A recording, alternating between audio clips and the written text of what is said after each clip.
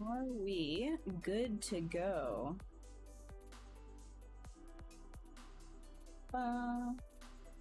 Do refresh. There we are. Very good. Very good. One. And do a refresh on this one.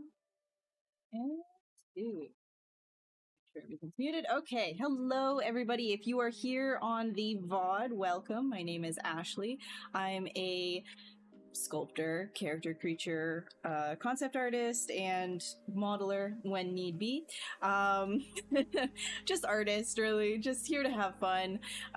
So on this channel, on this stream, what I usually do during these sessions is take a sphere, and then during a 4-hour long stint, I will just kind of mash it around into a whole bunch of fun little shapes and kind of go from there. Sort of like the same thing as you would do in cloud watching, or here we go. Wait. Or basically like what you would do if you're like sketching in a sketchbook kind of a thing. It's the same sort of thing, but I'm in ZBrush this time. So we're going to be sketching, but in 3D. If you do have ZBrush, feel free to sculpt along for the 4 hours. It's 4 hours long. It's a long stream. We just kind of do a lot of talking and casual sculpting. It's no speed sculpting here. We're all just having fun. And this is not meant for something in particular either. We're not doing this for a game. We're not doing this for a film or 3D printing or anything of that nature. Of course, if you liked the design that you did by sketching, you could always just refine it and clean it up and then, you know, use it in whatever it is that you want to do. But we're not thinking about T-pose or the technical constraints that come with any of these other workflows. We're just simply sketchbook sketching, right? So if you're cool with that, come hang out and yeah, just ask questions as we're going. If you're on the VOD, you can always follow on any of the socials right here, and you can ask in DM, and when I'm available I can give you an answer where I can. Otherwise, yeah, we're gonna start sculpting some stuff. Hey Akin, how are you? Hi Diamond. Hi Maddie. Hi Flob. How are you guys? Hello Ilyas. What's the meaning of A cubed? It's my initials are AAA. I just figured that's suitable because I do a lot of 3D anyways, right? It ends up being like a popular thing too though, so it's like you look up A cubed on a lot of socials, you have other people doing like, I'm A cubed art. No, I'm A cubed art. And so I'm like, well, whatever. It doesn't matter to me. I just need to also distinguish from the legion of other Ashley Adams out there, you know? Hey Leonard, how are you? A very like common name, right? So in order to make sure that I have at least something that people can look up that is different a little bit, it helps. I'm doing okay.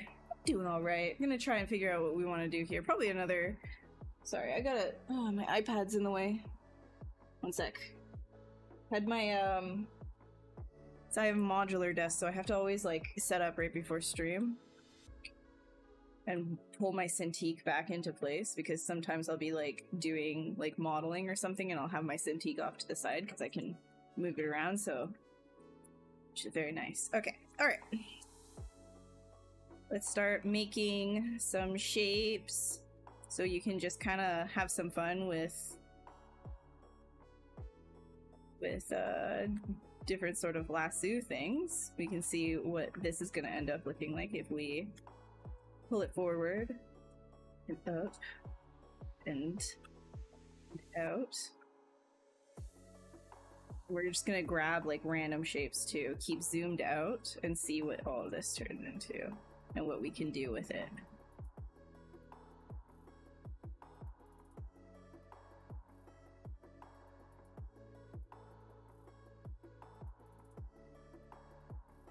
Sorry, kind of neat, very aerodynamic here. We grab this.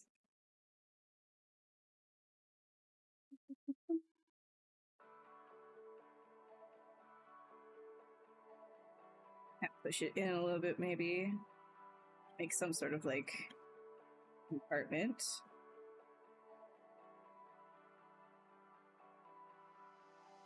Hey, Babu.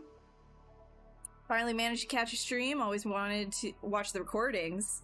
Well, welcome. I'm coffeeed up today. I've had a sleep. Got my allergy medicine in me, so we're good to go. So hopefully it's a decent time. Welcome. Welcome. What's up, Mario? How's it going? Texas. Is it hot there? Is it hot? Are you scorching? It's not so bad here. It's livable. It's sleepable.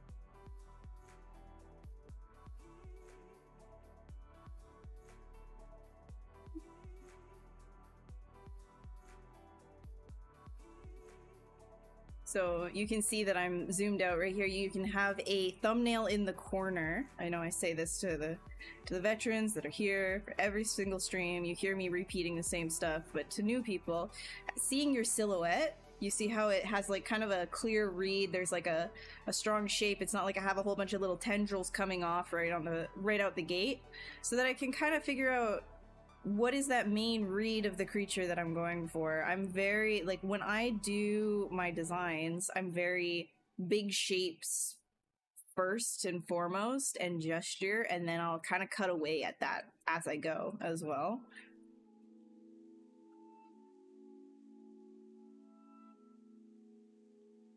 So staying far away from what you're doing when you're working this low poly as well helps with that sketching process. Sorry, I gotta get rid of that right there. And then we can maybe pull this guy.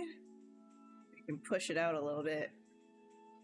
Have something interesting going on here in terms of maybe a weird looking pincer jaw type thing, right? Oh. Probably keep in line with that, like, sort of aerodynamicness, though. Don't want it to conflict with what it is that we're going in. This is okay, by the way. Yes, it's very low poly, but when we Dynamesh, all of this becomes workable as well. So it's totally fine. You can even, if you want, like, just give it a little bit of a, a brushing, like a smoothing out, just to help it. But all of this, it's gonna turn into sort of like skin. Like, you'll see, if I were to hit Dynamesh right now, you see how all of this now is workable, right? And that actually turns into a neat kind of skin detailing that's almost like, it feels like it's skin being pulled. You can see that? And then I kind of sketch on top of that, or you can even give it a little bit of a smooth right here, like this.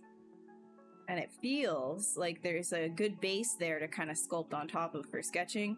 There's a couple of other really nice features for smooth functions as well that you might like to play with, in terms of, like, do we have smooth peaks here? Wait, where's our smooth? Smooth. No, oh yeah, we have smooth peaks right here. Okay.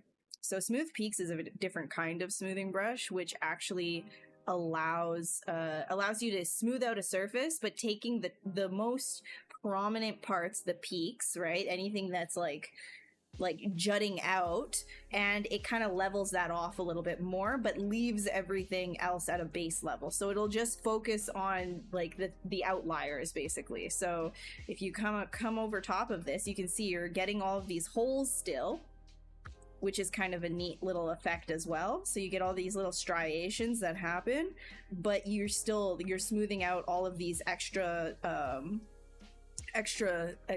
bits that are pushing out a little bit too far. So there's different things that you can do there with the different smooth brushes as well. If you look at smooth valleys, that's kind of the opposite, where you're doing the inside, right? And then you smooth like that. But for right now, I'm just using regular smooth anyways. The smooth peaks is actually really good in conjunction with layering alphas, somebody who's really good at that sort of a workflow, sorry, with the Smooth Peaks brush is I keep spamming him every single stream. You guys should definitely check out Pablo Munoz Gomez. He is fantastic. It was ZBrush guides for a while. I think he did a redo on his website, or if it's a different website, I'm not sure, but he also streams here as well, and he does a lot of workflow of the Smooth Peaks, Smooth Valleys type thing, to help you get different effects. Anyways, I'm gonna go back to the low res here because I'm not done just kind of working with my overall shapes. Hey, Duman, how are you? Welcome. Oh, I appreciate that. I'm glad you guys like it. I have fun on these ones, and it's every like 2 weeks, so it's not like too much either. I feel like if you guys saw me every day, you'd probably get sick of me. You'd be like, okay, it's good for you. All right. Apologies ahead of time if I start getting sniffly. I've been having allergies today, so if I get like sneezy and stuff, I'll do my best to shield you from the horrors.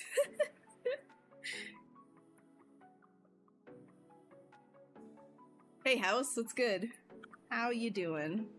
Did you diagnose any lupus lately?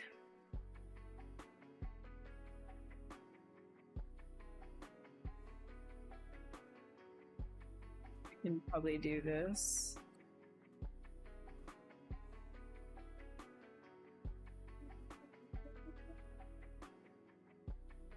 Hey, Reaper.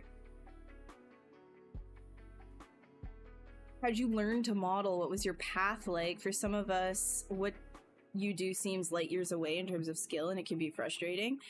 Well, okay. So yeah, I get that. I totally get that. But I think like the big thing that everybody needs to just like do is whatever free time you have, even if you don't feel like it, just kind of get in and start mashing stuff around and playing. A big aspect of getting good at art is allowing yourself to enjoy what you're doing, allowing yourself to play and explore. When you're really, really rigid and treating it almost like it's a military exercise of like, you got to do your like very strict studies every single day the same, a part of your brain I think checks out, and you don't learn as efficiently as if you were to mix in a lot more playtime, a lot more experimental, and just like not giving yourself that pressure of I have to be better, you know. Just a lot of this really comes down to just try to have fun with it. Genuinely just pick something that you really, really enjoy and just mess around. Let it be ugly. Let it be ugly. That's the big thing, is just let things be ugly. So much of art is ugly until it's not. It's okay. You just need to have fun with it. If you're expressing yourself and letting yourself get out there, you're going to improve naturally, because then you're engaged in what you're doing. Anyways, and that, how did I learn to model? Well, it was in school when I was in 2D animation school. But I saw my current partner, he was playing around on the side because he likes game design and things like that. He wanted to get into game dev, and he was doing a 3D course. And so I was like, okay, what's that program that you're using? He was using ZBrush at the time. And so then I just started playing with it. I just started doing messy things with ZBrush. I had no idea what I was doing. I wasn't taking a course for ZBrush, but I just started messing around with it. Before that, I had like one class in high school where I played with 3ds Max, but besides that, I didn't have 3D knowledge. So it was just about getting in, playing with it, and going from there, right?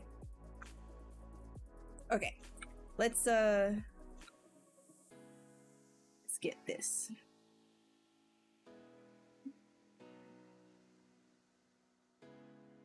And that's not to say you shouldn't do studies. You absolutely should. What I'm saying is you need to mix it together. You can't just like be like, oh, well, when I sit down, I got to make sure what I'm doing is like top notch every time. Because you're setting yourself up for failure. So much of what so much of what I've done and what I still do is not up to the standards that I put out for myself. Because you're always seeing like your own flaws and how you can get better, and you know, and what's in your head. It's very difficult to take the feeling and the visualization that you have in your own head and put it down directly. And I've kind of like accepted that part of art is the process, right? A lot of art is the process rather than just being a photocopier of what you have in your head down onto the page. The process itself, and all the subconscious aspects of you can be applied into what you do through that process as well, rather than just, oh, I thought of a thing, it needs to be exactly that down on paper. You know, a lot of the time it comes through in the process, it evolves, it develops, and it turns into something else, and you let the art be what the art wants to be, and that part of it is really fun, and it gets you thinking as well, and you start to apply new things, and it might turn into a new direction, and all of these twists and curves and turns, they all lead to different things, and it can be therapeutic, it can be many things, right? And it can really help you grow as an artist if you approach art like that, as well as just, you know, rigid studies. Because rigid studies will get you good, like, technically, but in terms of like conceptual and expression, you need to have fun with what you're doing for sure. You're gonna doodle in ZBrush? Nice. Welcome. Bugged update that is bricking hard drives if the user is moving, reading, writing over 50 gigabytes of data. It's Windows 11 only. I don't know about that. I don't know about that. That sounds like a bad thing, but thanks for the info. Microsoft is kind of... I don't know what they're doing. I don't know what anybody is doing these days. It's all very, very interesting. Say politely. It's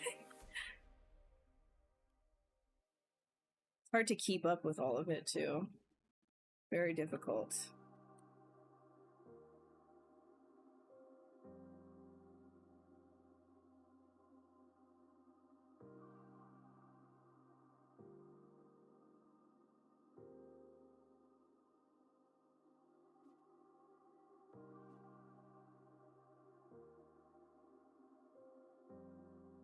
I'm more than happy to share my path. More than happy. I think some people don't like hearing that, you know, but because it does to a lot of people sound very like artsy fartsy, and the, you know, the reality is that some people get into this profession thinking it's, you know, going to be exactly the same as any other 9 to 5, and to some degree some positions in this field can feel like that, but creativity like is definitely... It's definitely a different approach to work in general, than just like photocopy, right? But you're definitely going to feel that more with your own personal work than you will with really anything in the industry, anything that you're going to be doing for work, unless you're a very specific type of commissioned artist or something like that. But most of the time, it will feel a little bit photocopy-like, but when you're doing artwork for yourself, that's when you can really grow that creativity, which is kind of like, it's a little counterintuitive, like if you think about it, because you're like, okay, well, if I'm trying to be better and get hired in this field, right, as a 3D artist, as a concept artist, as whatever artist, then wouldn't I want to just completely structure exactly how I work for exactly how I would be in that position? And yes and no, because again, how you need to grow your own creativity will have nothing to do with how you're approaching work in the field. Does that make sense? Like when you're working on your own projects, that's when you can really explore and expand. When you're working in studio, 9 times out of 10, even when it's conceptual, you're put in a very tight box, and even if you explore really fun things within that box, there's people up top who are gonna just say, we want this to look like this other thing because it made a lot of money or whatever the heck, right? And depending on how big the production is and how much freedom you have, we'll make that box smaller and smaller for you. So to really allow your creativity to blossom, you got to be doing your own stuff as well. So it's a little bit like frustrating, and I understand that, but it's, you know, gotta love what you do. Lately, no, nothing really lately that's been released. It's all kind of just, yeah, it's all just kind of been forgotten. I don't really know. I honestly, like, sometimes, like, productions, like, they'll hire you on, you'll do a whole bunch of work, and then you just don't hear anything for years about it. Like, years ago, I was working on a Magic the Gathering thing, and I have no idea where it went. I have no idea what happened to that project. I did quite a few sculpts for that, and I don't know where it went. There's a couple of other things too, like for advertisements and whatnot. I don't know where it went, or if it even got aired at all, right? That can happen too.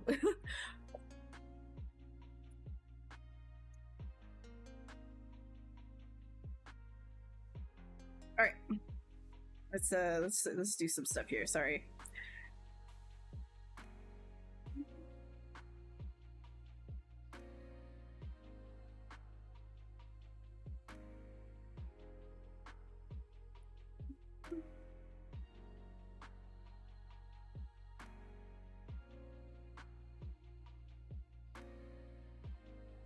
Ooh, what if we make this guy like super long neck and weird?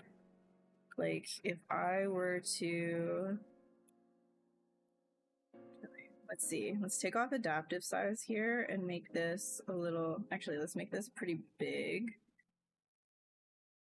This, let's see, how's that looking? Too much.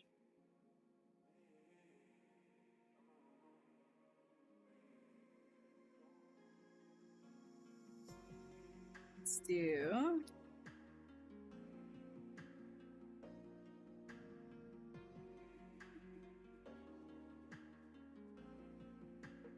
okay, take that off.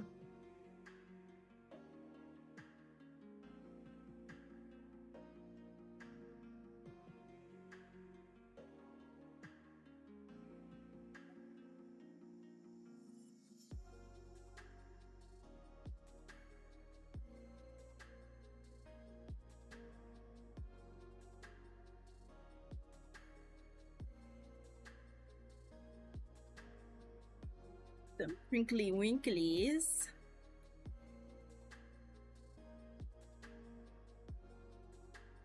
Kind of like a really, I really love loose skin.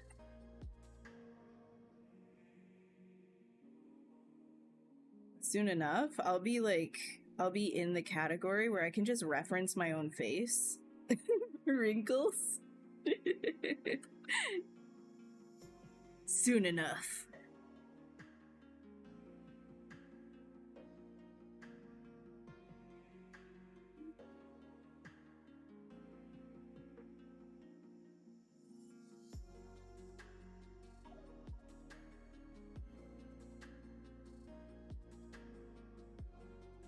Hey Rethon, how's it going?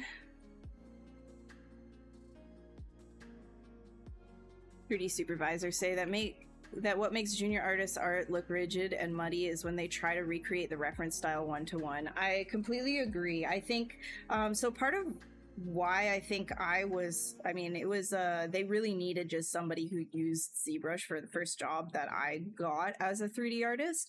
However, and this is not like applicable the same way. I need to preface this because the dynamic of getting hired in a studio has changed drastically in the last 10 years. So I'm giving dated like experience here. I know that I'm giving dated experience. It's not the same anymore. And I just want to preface that. Like, I understand it's difficult now.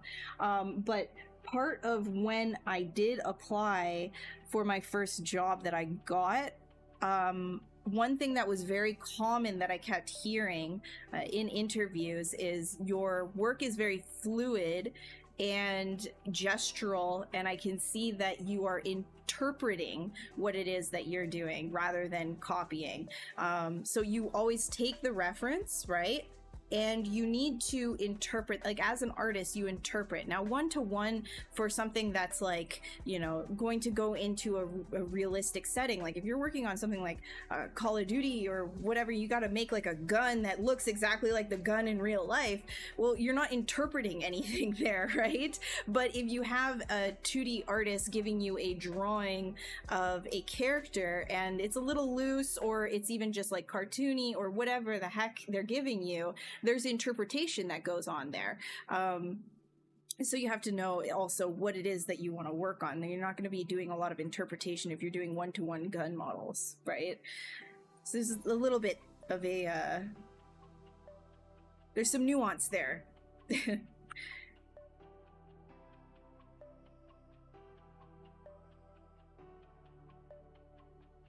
Now, if you're making your own gun models, though, right, that's gonna be different. Like if you're creating something from nothing and you're the 3D concept artist, then interpretation, yes.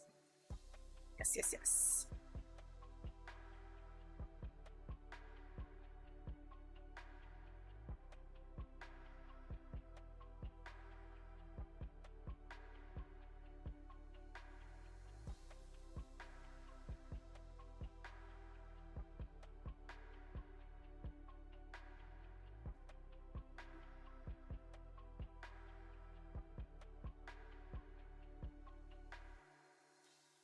I'm gonna just quickly take all of these guys and scale them down a bit. You don't have to do that. You could always go into preferences and change the, where's the draw size? Draw. It's in there. You could always change the size of your brush, multiply it, but I just still do this.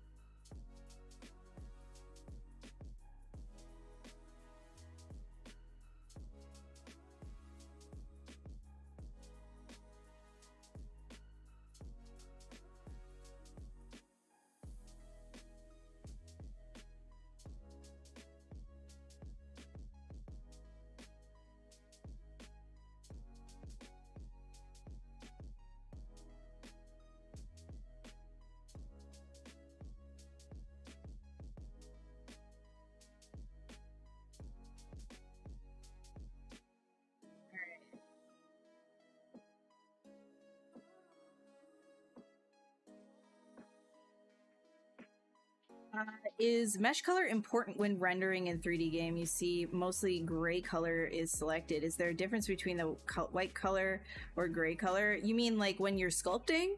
So if you're sculpting, it's basically gray helps in the sense of being able to see where your light is hitting. So when you're sculpting, you're mostly focused on form. So as I'm rotating here, you can see the specular, which is the highlight, moving around on the parts that are closest to the camera that are kind of catching the basic light inside of ZBrush. If I were to change the type of material to something like, let's say, a matte cap white, it becomes a little bit difficult to distinguish the forms within here, and that can kind of skew your sculpting results in general. Obviously, with a trained eye, you can use whatever the heck you want, but when you're starting, I actually think it's beneficial to use something where you can quite literally see the crevices, like the darkest areas are occluded, meaning you're getting the shadows, you're getting the blacks, you're getting the grays in here, so you can actually view the form a little bit better, and the highlights are giving you those sort of like soft highlights. You don't want something like super intense all the time, because if something is like a super intense spec, like it's a tight spec like this, sometimes you lose again the form that's giving you those softer, rounder shapes. It can be a little bit harder to judge when you're first starting out anyways. So doing some kind of like a basic material, or as I had, like just like the matte cap gray works fine. In ZBrush here, another one that's really nice is the monster clay one. If you want to give your eyes a little bit of a break, I like this too. It's quite nice. Just because then you're focused on those big forms, nothing with like the tiny details. When you start doing something a little bit more in line with getting in alphas, then you want maybe a slightly stronger specular, so that's where you can maybe switch between and see how it's looking with something a little bit more shiny like the basic material 2. So even just like switching between matte cap gray and basic material 2, you can get a very good judgment of your forms and things inside of ZBrush, if that's what you mean. But if it comes to rendering and presenting something in your portfolio, again, color, if it comes to presenting something without the materials in your portfolio, you again want to be able to show that form off. You don't want to occlude things, especially since, like, you know, an art director or anybody who's looking, who knows art, who knows the 3D aspect, is going to be looking at your portfolio. They'll know when you're trying to hide something, right? They want to see that you're pretty confident in your abilities. So do something where the specs and the occlusion are confident.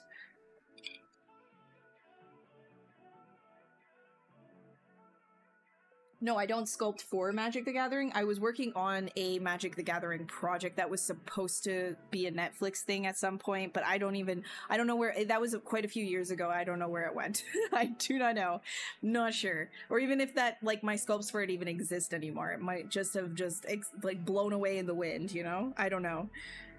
That's the thing about being freelance, is you'll get brought on to a project in a studio. You'll know everybody, working great with them, everything's great, and then your contract ends, and then you just don't hear about it. You just don't hear about what happens until sometimes years later.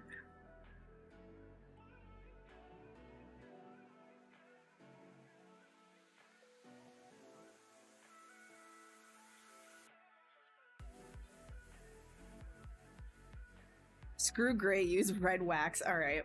You know what? If you want to, feel free. There's lots of people who still use red wax. I'm not gonna fight that. If that's what your heart is telling you to do, then you do that. I'm just saying that red wax is one of those that's not ideal, especially when you're first starting, because of how it defines the form and things.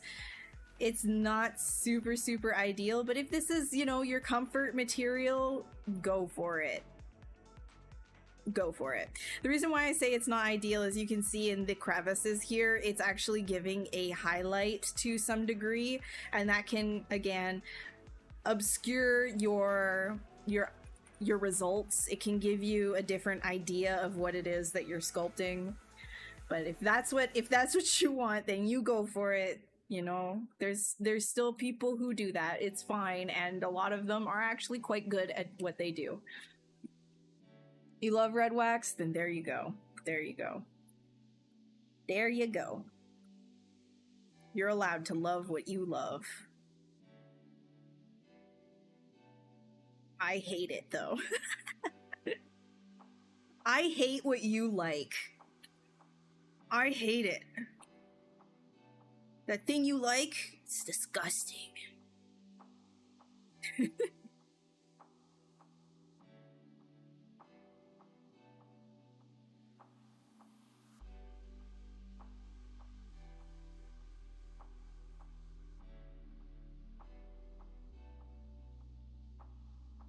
Thomas's dirty blue. Oh yeah, Thomas uses his own thing, huh? Forgot about that. All right, let's get something in here. Start playing with this a little bit more. I've been yapping, just being a yapper. Yappity yappity yap.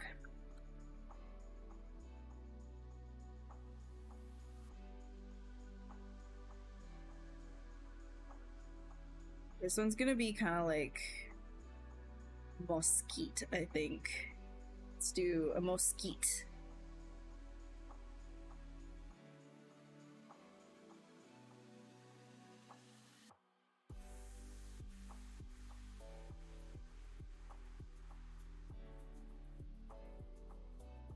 Lit this off.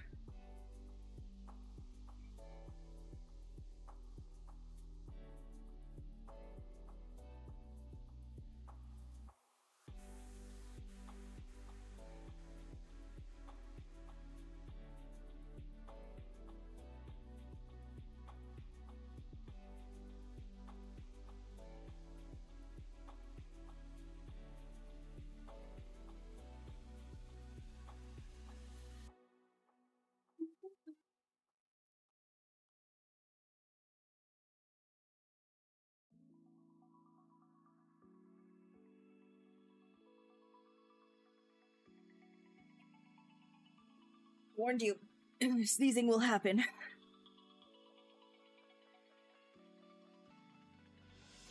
It's Kadu, how are you? It does need wings. It doesn't have wings yet. All I'm doing is... To anybody who's new to this stream, it's a lot of me just saying things. There's some sculpting that happens. If you're lucky, you'll get a finished sculpt at the end. Most of the time, we just yapping in here.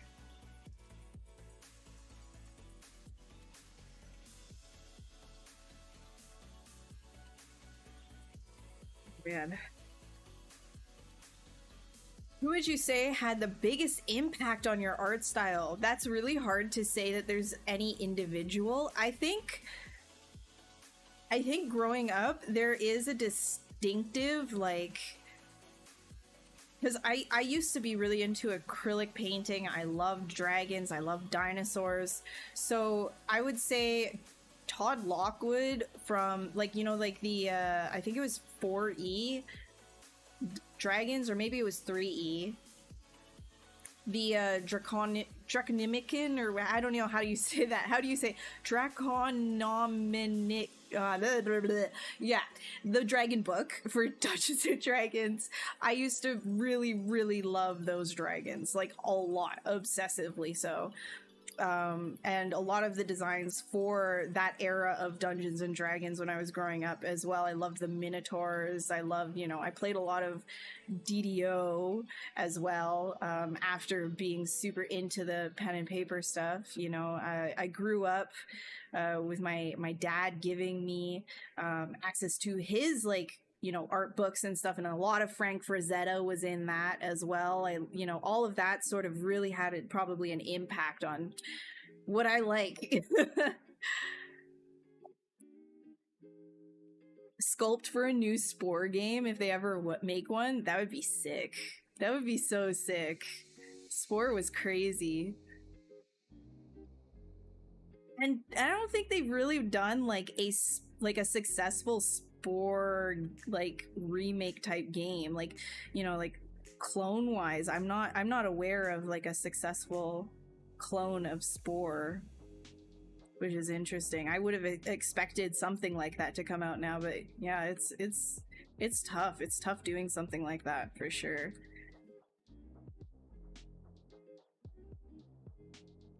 Art podcast with visuals. Yeah, I guess. Yeah, great. I'm a podcaster. Dang it. My worst nightmare. I'm a podcast bro. Okay. Oh.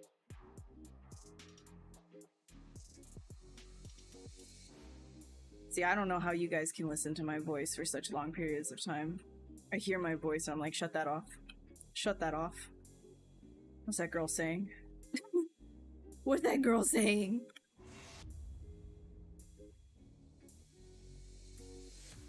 Let's see, what do I want to do here? What's the name of the mic? This is a... oh my gosh, from the top of my head. Audio Technica 2020, ATX 2020, I think? Yeah, I'm pretty sure that's the... I'm pretty sure it's an ATX 2020.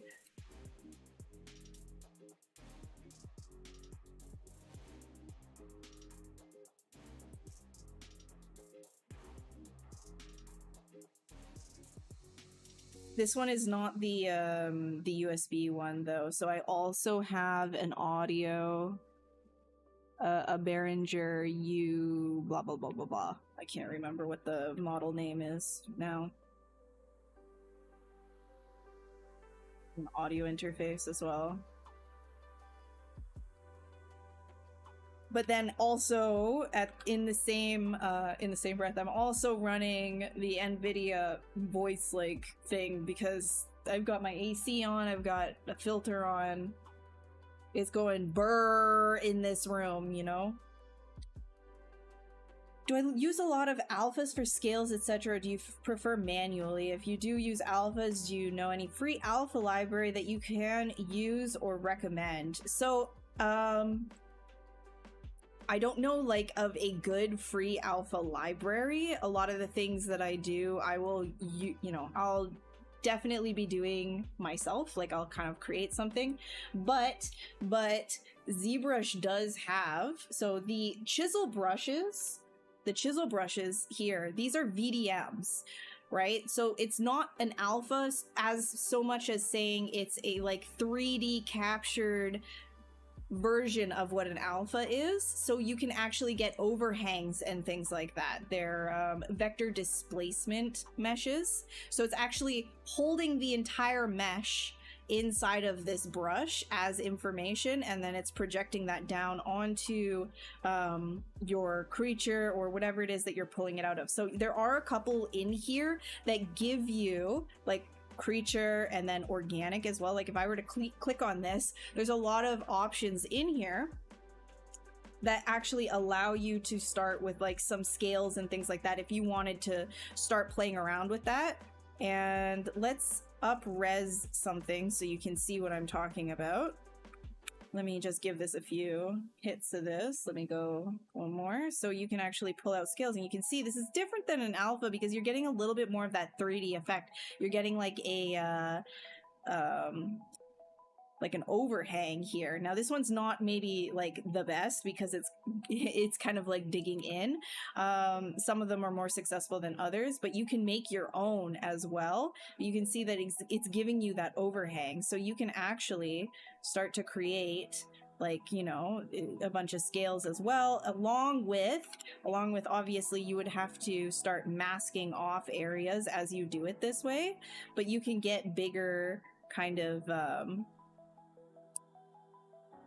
overhangs and more successful kind of scaling effects. You can invert your masks and kind of bring the other scales that you just dragged out over top. And the thing is with creating scales as well on a creature, kind of the same, or a dinosaur or anything, a lot of it is manual. You could always just do an overall scale placement, and from a distance that might be okay, but you'll recognize that on any kind of lizard or dinosaurs that have been recreated, etc., they have a sort of flow. There's a flow that follows the muscular structure underneath, and in respecting that with different spines and things to create a balance and an interest into the breakup of the skin is important. And so a lot of that is going to be manual adjustment as well. And it's one of those things where you just kind of have to accept that if you want a really nice, good result, you're going to have to accept the grind, embrace the grind part of that. That's the part that's really grindy. So I don't do a lot of that personally because it's so grindy, but yes, I have done it before. A good example of somebody who's awesome at doing scales is here, I'll get him. He used to watch the streams a lot too. Now he's just a god in his own right. Look at this. You want some awesome scales? Go look at Laco. Laurent, awesome, fantastic. He's fantastic at laying down scales and things like that. Just really, really quick too. Same sort of method though, right? You put down VDMs, you mask off, and then you do a lot of manual stuff, a lot of manual placement, and then you layer things too. So you can use that in conjunction with the morph targets and the layers as well. So there's lots of this in the defaults. Even chisel creature here, you've got a couple of them, right? whoops, sorry. So you can pull out like a bunch of these and have them overlap and things, right? Very quick. And the cool thing, like I said, about these types of brushes is you can make these yourself. You can make this stuff. There is in the light box, right here, we go to project and then miscellaneous right here. So these are brush templates. And if you click on one of these, it's going to completely erase like everything that you've done. So save whatever it is that you're doing because it's a project that you're opening. So it's going to close all of your subtools and replace it with this. And it will come as just like a square, plane, and a bunch of different, subdivisions on it. And basically you just want to sculpt something within that square without touching the edges, and just mask off the edges, and then you sculpt in the center, and then you can save it, save whatever brush that you have from mesh, append mesh to brush. So whatever you have, yeah, don't run out of memory, but you can take whatever mesh that you have done and then you can apply it as a VDM to a chisel brush. So there are tutorials on this as well. I'm not going to go through the whole process, but there's like lots of different things that you can do. I made recently one for the guts that I'm doing. I think, I don't know if it's actually still saved in here or if it's like a different, I don't think I saved it within here. I save out different brushes all the time. Let's see, maybe I can, let me see if I can find it really quick, even just for hair and things as well. Yeah, I got this one right here. And so I just have like different like animal fur and things. So, you know, just, this needs a lot more resolution though to be successful.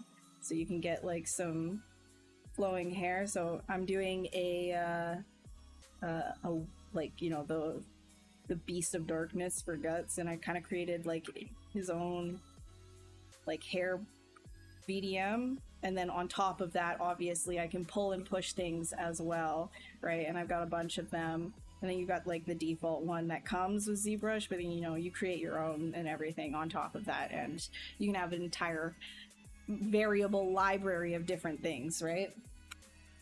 Okay, let's go back.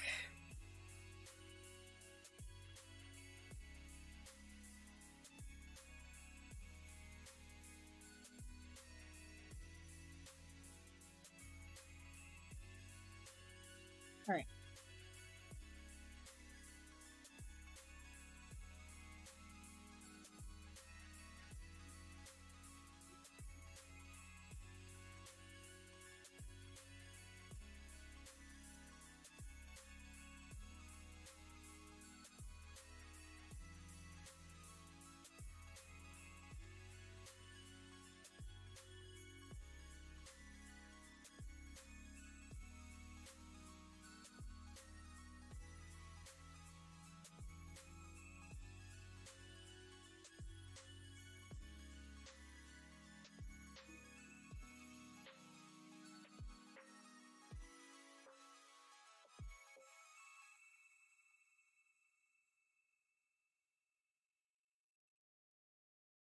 Yeah, VDMs are very good for scale placement. If you're looking for something that's just more sketchy, which is what you'll usually see me doing on this stream, is the /2 brush. If you go into the light box and then you go to brushes, you go to slash right here, /2. Oh, you can't see it because my stupid face. Let me just, so /2 is right there, right here. Let me put my face back. Yes, and then that acts like just like a ledge in general. So if I to just, you can do a bunch of like really quick things with /2. Blah blah blah blah blah blah blah. You know. So that's a fun, sketchy one to use as well, and I spam that here on the stream as well. Yes, yes, yes.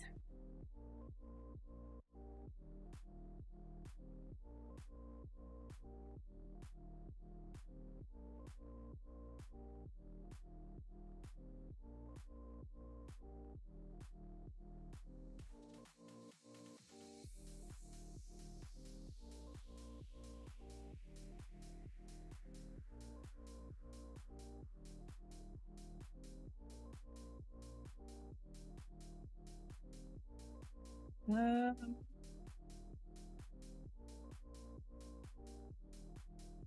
think maybe I want to see, wait, let's see if I can find the alpha.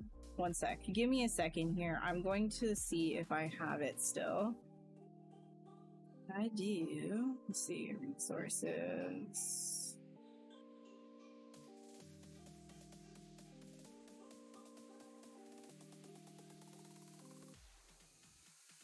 I always forget where I put things. So I was gonna show you, I always do this. I always do this. I was gonna show you something.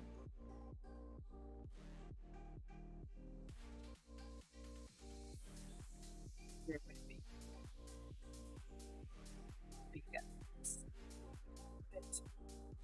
Okay.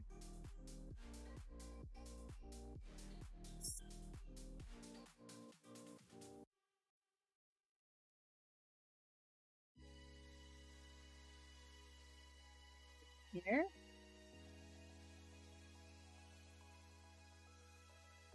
Okay.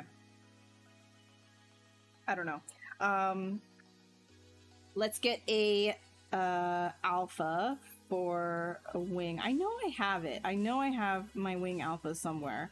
Where did I put it? I need to stop moving things around.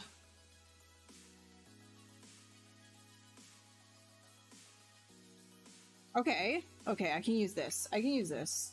Maybe it's not like the cleanest, but I can use this. Whatever, I can use this. Might not be the cleanest one. Let me just quickly save. Save.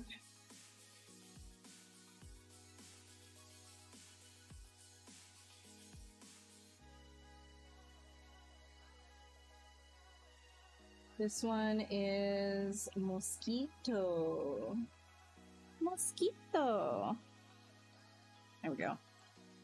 And alpha, we have loaded a wing really quick. I'm going to invert that like so.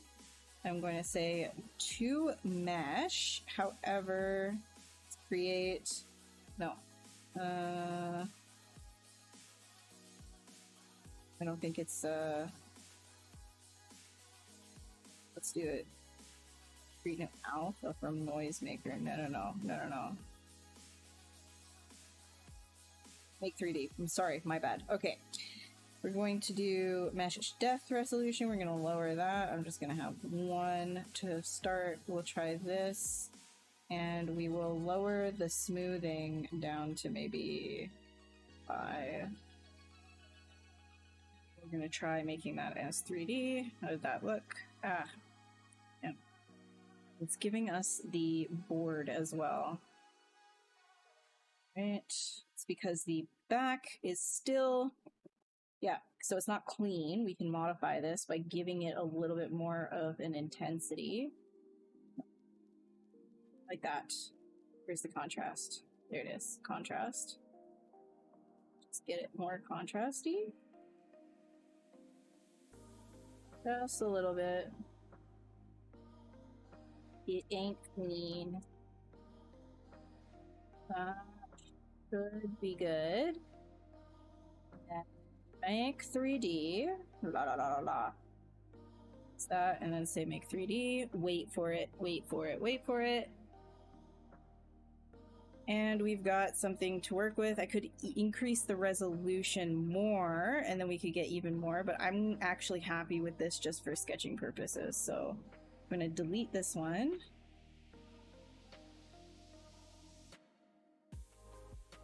And here, I'm gonna zoom out. I'm going to pen this guy right like that. This is actually, I think,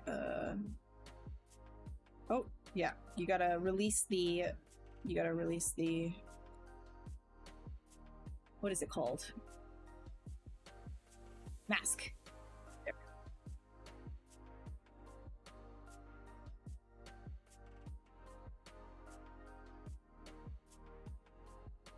Then we can do something a little bit fun with these.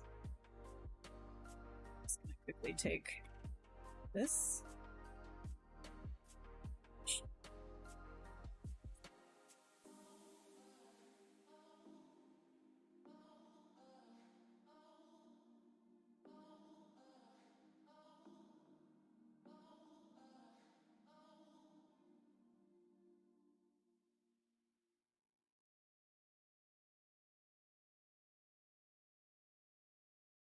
Hey June, how's it going? How to sculpt backgrounds like buildings, architectures, trees, mountains, and sea. How to sculpt them the same way that you would kind of sculpt anything else. But if you're, it depends on what you need them for, like what's the purpose, and things of that nature. Like, because everything's gonna be, you're gonna have a different approach depending on what it is that you need it for. Is it for illustration? You could kind of just block them out with whatever it is that you have. You can even whatever, really. But if it's for games, then you might not be doing that inside of ZBrush, right? Am I making it from any reference? No. So the alpha would be like the one image, right, that I have from an actual bug, from a bug. But then this guy, nah, we're just playing around, just kind of creating whatever.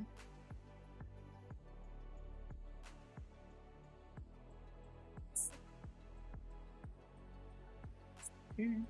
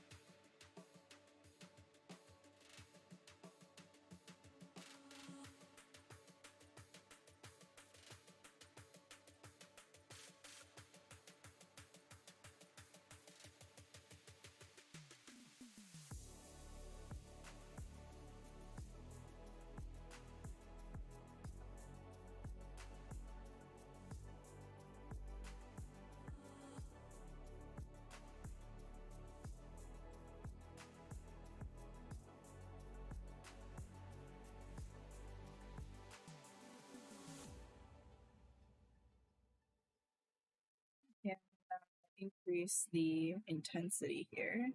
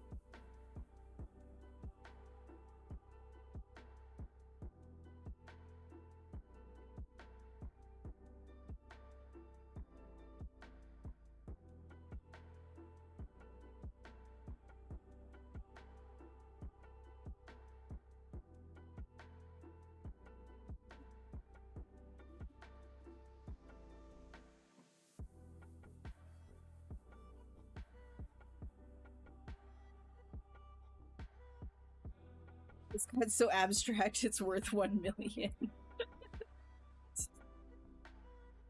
Oh, man.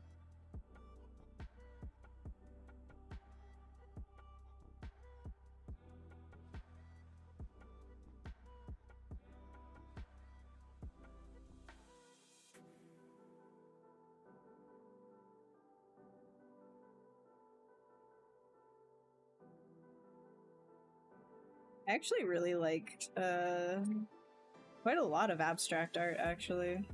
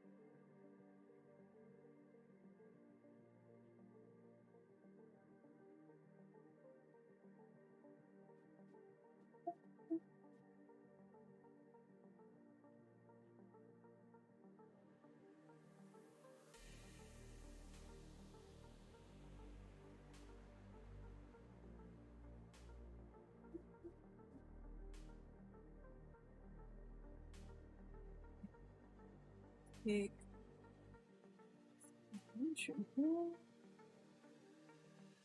this is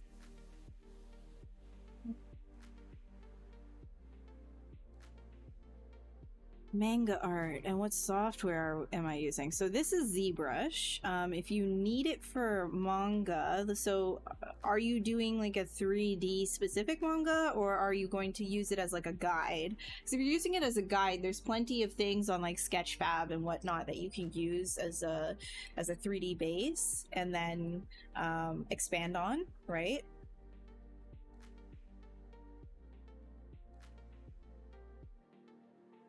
ZBrush is fantastic. However, it's used in conjunction with other programs. It's not usually used on its own for an entire workflow. It's very good for sculpting, though. Very, very good for sculpting.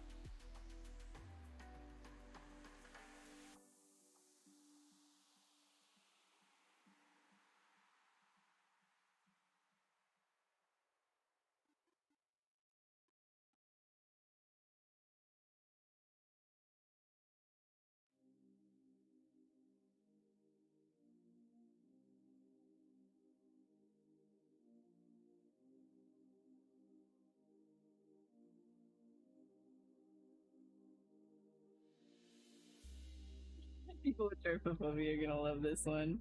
Yeah. Yeah. Do you remember that? I don't know if you were. No. You. I don't think you were there. When I first started streaming, I was doing like this worm, and it had like the most holes in it, and I don't even know if I still have that anymore. The worm, the holy worm, dude. Like, I don't know. That was crazy. Maybe I should come back to it and finish it at some point. It's definitely a weird one. I was like trying to do like horror bugs, and I never think I ever finished that. It's on my own personal stream.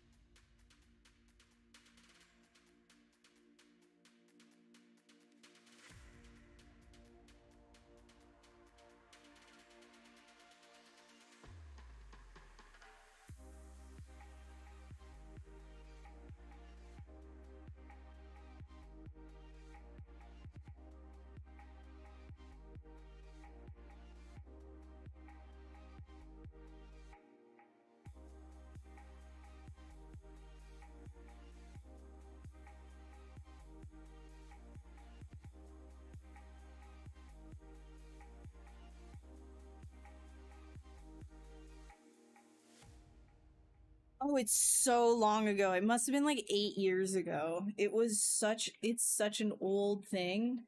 It is so old. I don't even know. Hold on. Let me see. Let me see. My old ones.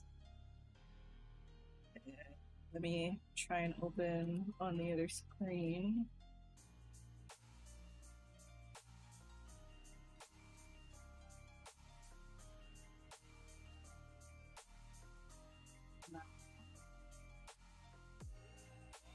There's some kind of a bug.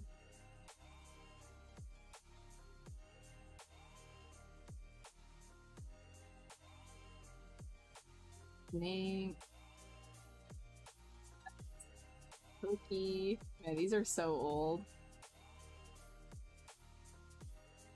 Oh, I found it.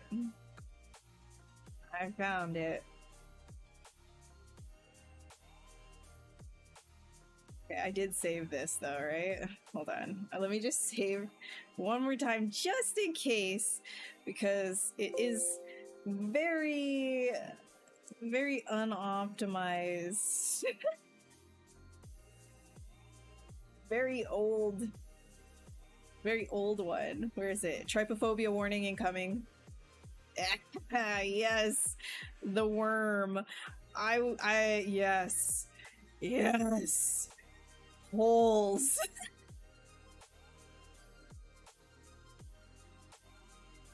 Holes, baby. Look at all these delicious pumpkin seeds inside of here. Wow, I didn't know how to sculpt rocks back then either. That's funny. Cool stuff though. Trypophobia worm. Worm. Alright.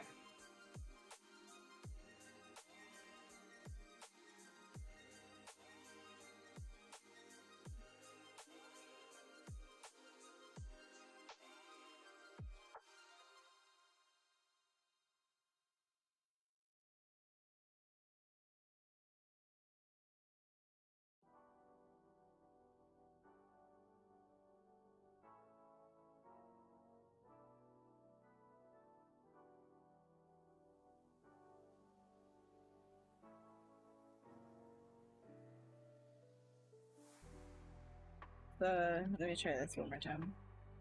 That.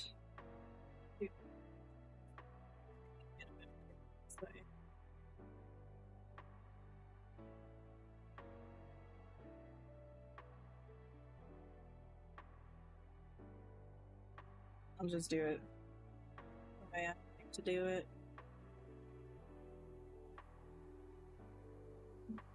Oh, snake hook.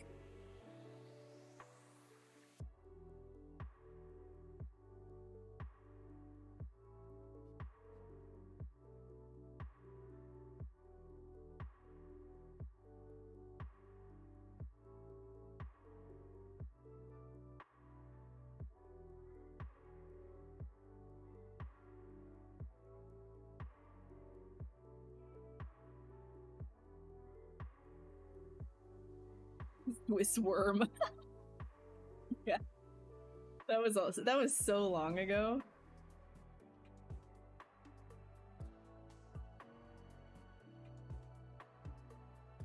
$1 hour sketch equals $1 million. Damn, that would be crazy, wouldn't it?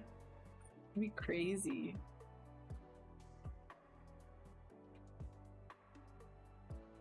Millionaire. Face masking on. How's Monty doing? He's doing good. Do I know how to sculpt rocks now, though? I don't know. I don't know. Maybe I just didn't learn anything throughout those, like, all of those years. I just learned nothing. I don't know. Do we ever really learn how to sculpt rocks? Does that ever change? Does a rock artist know how to sculpt rocks? I don't know. I don't know, man. You've never tried to sculpt a rock, though? You should. It's, surprisingly difficult.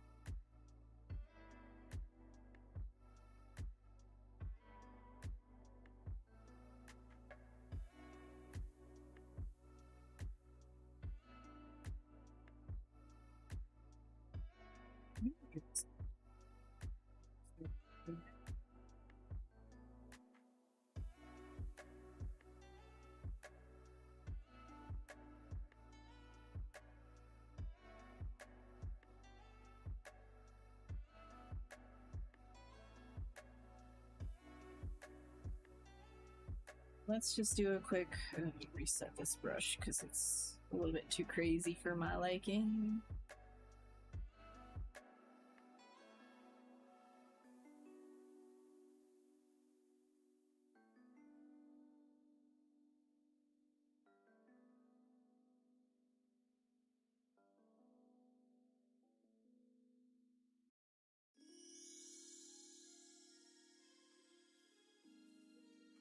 The Berserk ones?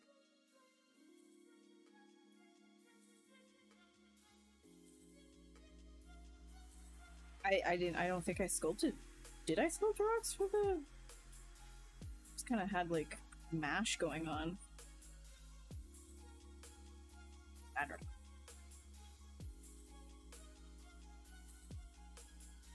I haven't touched that for a little while.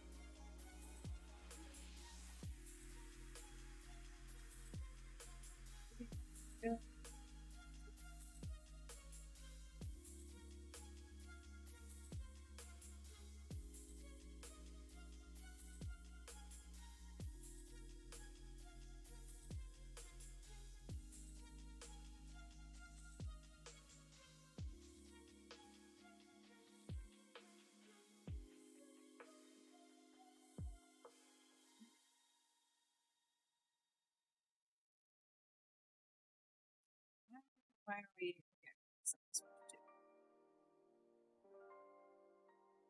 Anything is ever giving you a problem. You're like, why is the alpha super weird? Oh, and that's probably because I had the alpha up here. But if ever you're confused by something a brush is doing, just go ahead and reset it.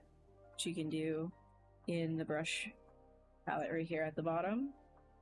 It has a reset current brush and reset all brushes option.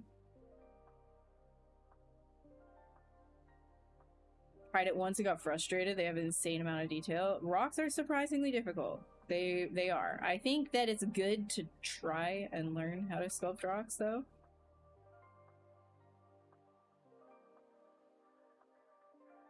Even if you're like a character artist, sometimes, as a character artist, you also have to sculpt rocks.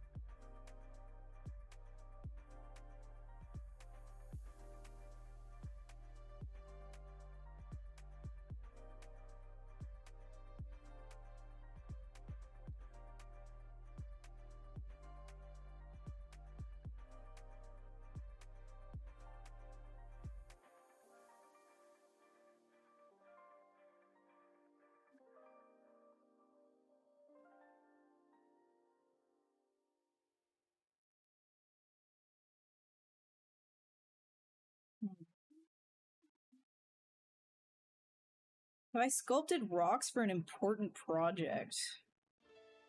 Important? Probably not. But during production. Can't recall right now, yeah, but I've sculpted rock golems before. Like think maybe a rock shield for a character, you know, things that have that rock texture.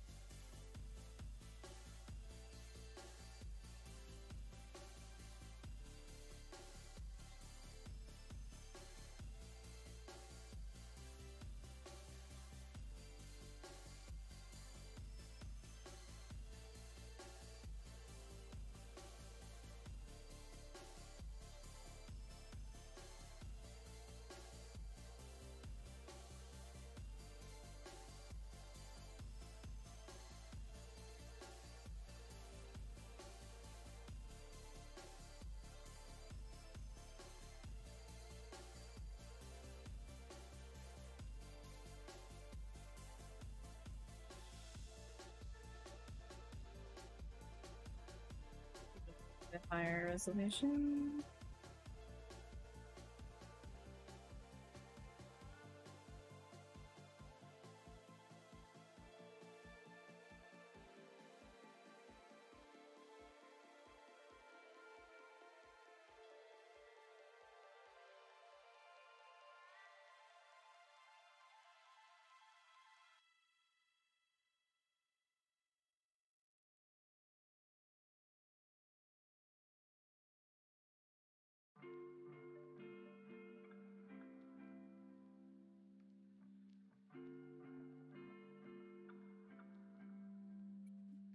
Tiny sticks.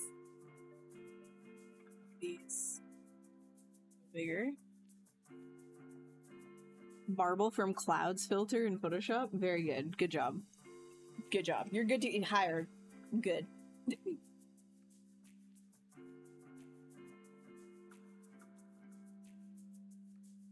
Yeah, the thing from Fantastic Four, actually, you know what? I think Pablo Nunes Gomez did a video on the thing from Fantastic Four and how to think about that, breaking it down as a character artist who's also doing all of the rocks and things. You don't focus on all of the individual parts right off the bat, right? You want to do the whole, like as the silhouette, and then you start breaking it down from there. So you're looking, it's kind of the same thing that applies to character art when you're thinking about rocks as well. When you're trying to make something interesting, you're looking at that, at the whole, at the bigger shapes and forms first, and then you start cutting in. It's the detailing, though, that people usually jump into first, and that gets everything muddy looking too fast.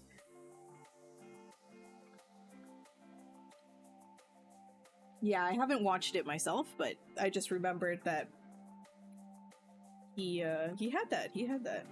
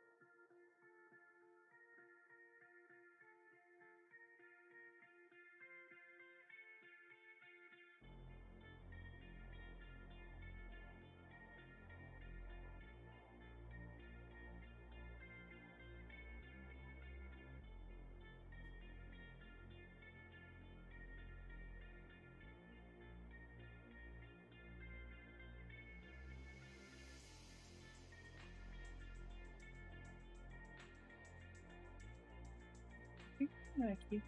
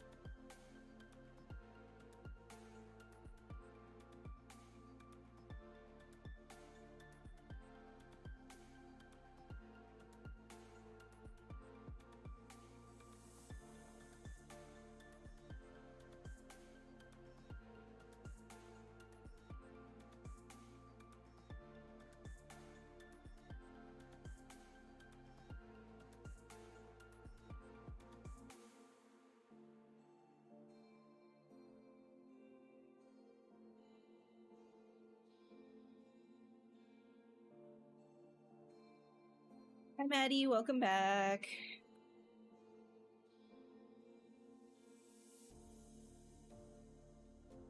Paris.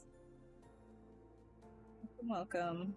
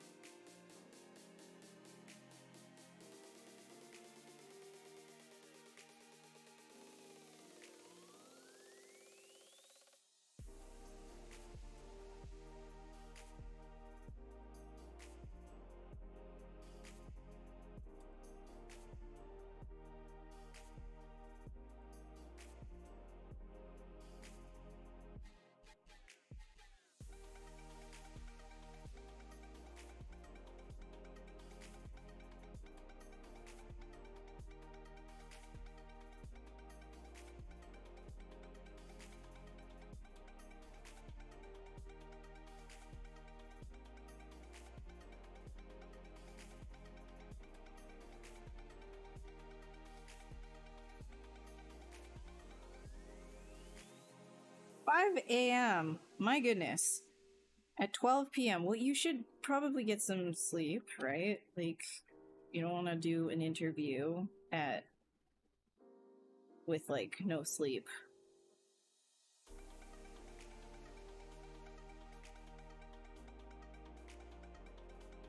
They'll sniff the tired on you. They'll smell it.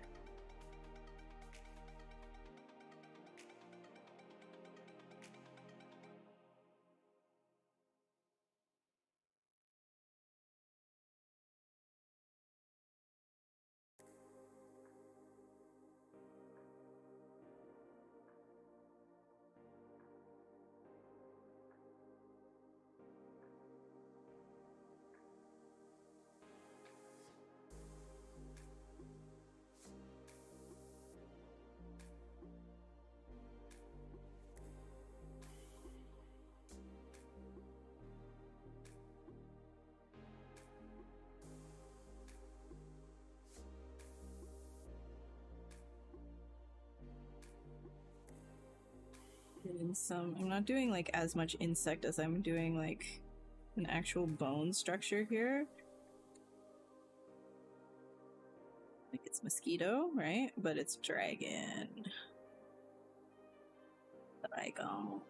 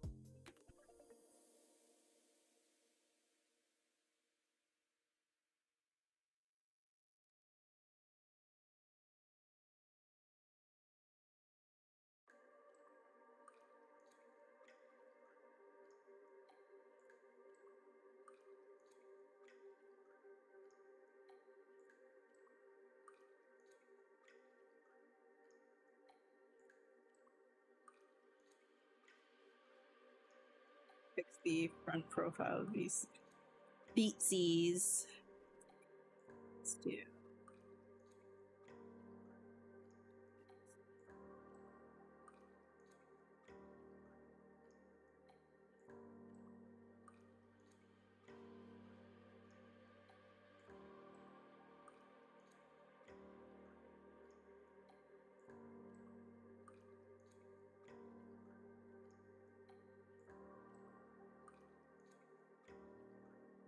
Mosquito dragon.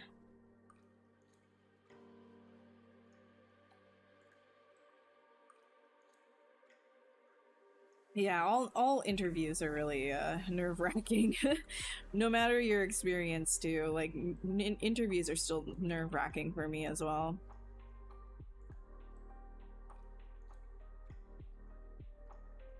It's just sort of like the setting of like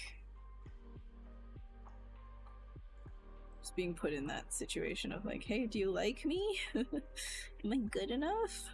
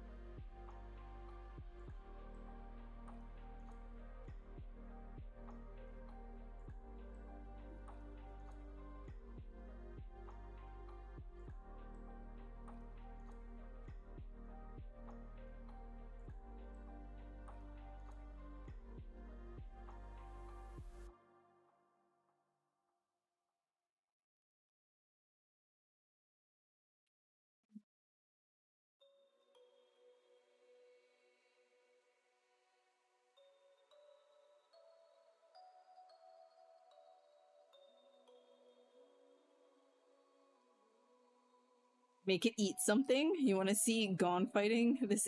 Wait, Gone? Who? Who? Who? What? Gone? What's Gone? Is he gone?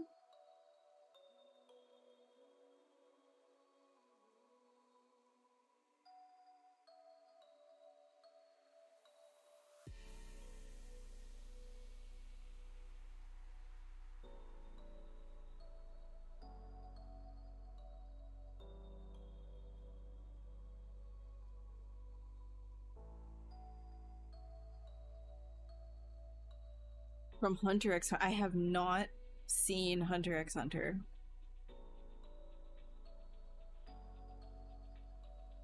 Or is it Hunter Hunter?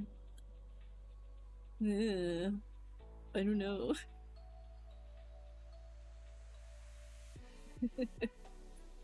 Oh my god.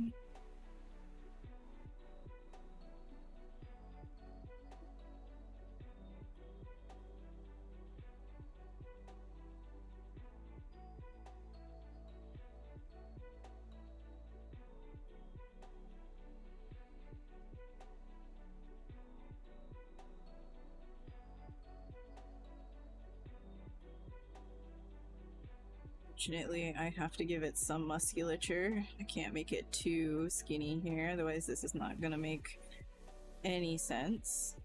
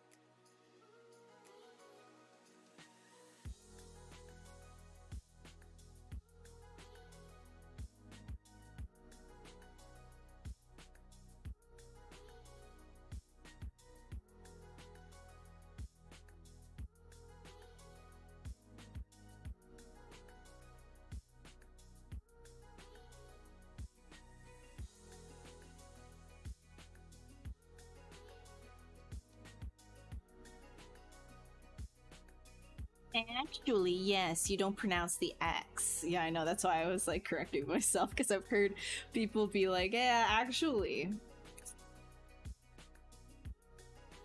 They want me to have the X in there. Why do they have the X in there? Hmm? Yeah, exactly. Who am I to judge as a French person with all the silent letters we have in French? Yo, I mean, even English. English. Oh my god. Hello, I can speak. English has a lot of silent letters too. So, but why put it in there? I don't know.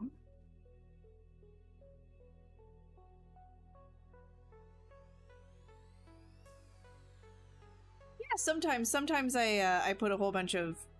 Sometimes I get them colored and things like that, but a lot of the time I just leave them as quick sketches. But if I do go a little bit further, it'll look like what are some of the examples that I have of some of that? I mean, here, look. If you just like look at some of this stuff, like this one was a while ago. This was just like a one-off, like super fast kind of thing. This was like a long time ago, actually. But yeah, I just throw that into Keyshot, do a whole bunch of material passes, and then do it in Photoshop just really fast. Some things that have had color on it, like in terms of poly paint. I don't do a lot of poly painting, but when I do, it maybe has something like what is the thumbnail for this stream? That one I did really fast. Wait, let's see if I have that to share. Yeah, so something like this can be turned like really quick poly paint. It's like really rough and not like super good. Same with this one. You can see how like rough and quick and sketchy it is, but it just, yeah, and that was a stream actually on this channel as well. So I don't think did I link the stream there? Yeah, I did. At the very bottom you can see the stream. It's literally just a really quick thing. You put color on it if you want, but most of the time I'm just, you know, sketching like this for the stream.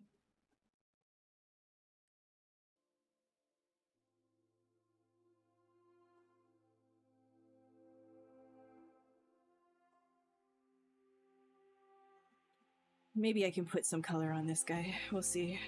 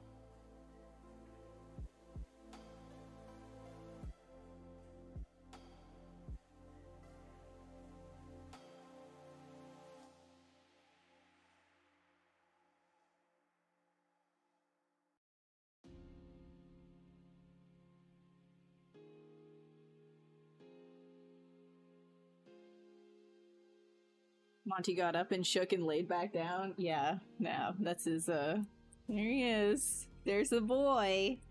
The boy! He completely ignores me when I'm on stream. Monters. Monty boy. Hey, Bubba. Monty. Oh, no. You want to come up?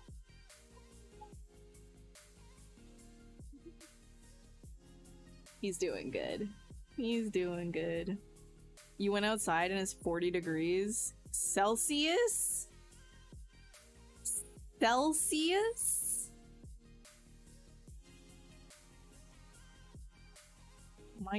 My god, are you dying? Do I need to call someone? What the hell? The Celsius? Yo, that's gnarly.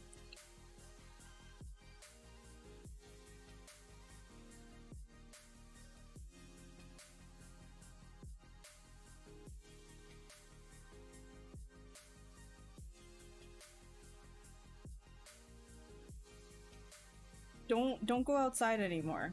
Outside is off limits now. You are now inside only. It is an inside only life for you, Leonard. Sorry. No more outside.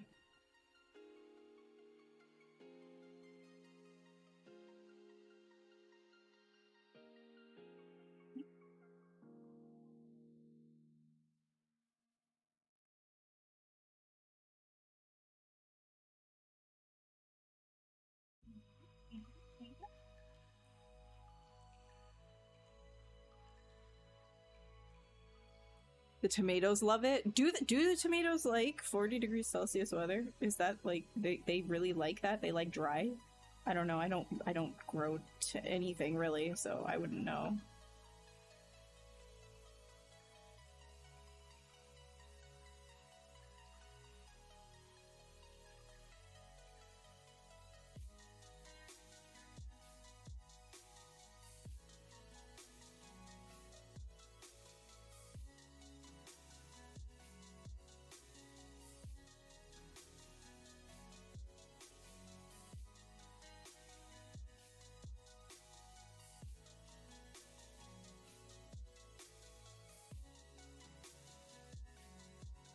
I wonder if you guys have like crazy amounts of fire. Like that would dry out the grass like crazy.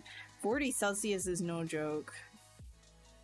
I'm sure you guys also don't get like a lot of rain, huh?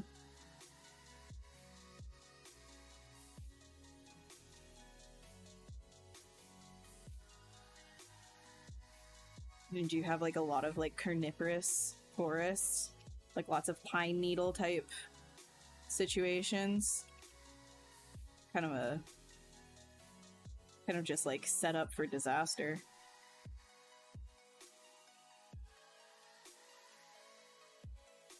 Well, that's it? 1 foot? It's like nothing.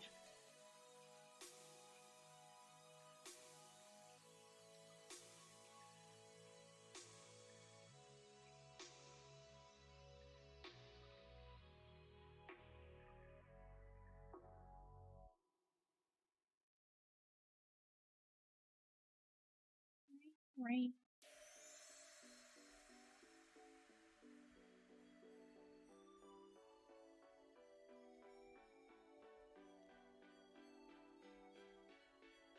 Oh, I'll do a rain dance for you after the stream is done.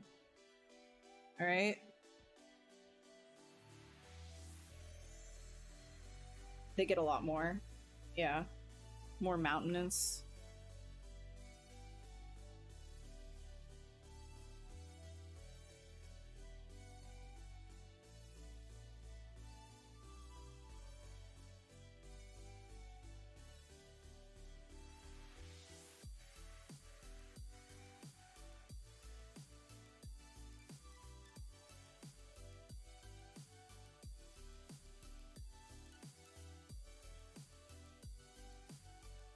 $50, $60. or a 5060 Ti. You'll get the 60 Ti because it's 16V. Yeah. Lots of games in 3D model. Yeah, more VRAM and more CUDA cores are actually really good for if you're going into game art and doing real time stuff. And you're going to be using your graphics card for that and not your CPU, then yes, more VRAM for sure. 8 gigs I feel like is for VRAM is quite outdated now. It's not as they would say, future proof.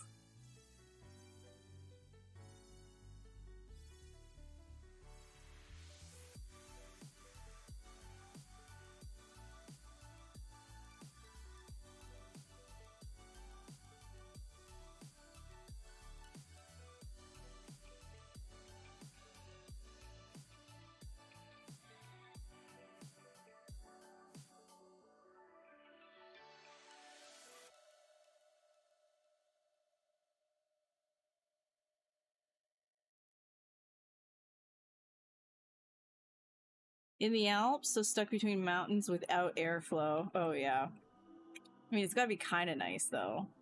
It's probably like there's a trade-off, right? You're in the Alps. The Alps are pretty nice. You're not future-proof. I don't know, man. I don't think I am future-proof either. I think I'm not present-proof. So you're in good company. You're still using the 2770 Super and it's showing its limits in Unreal? Yeah. So Cintiq. Oh, man. Okay.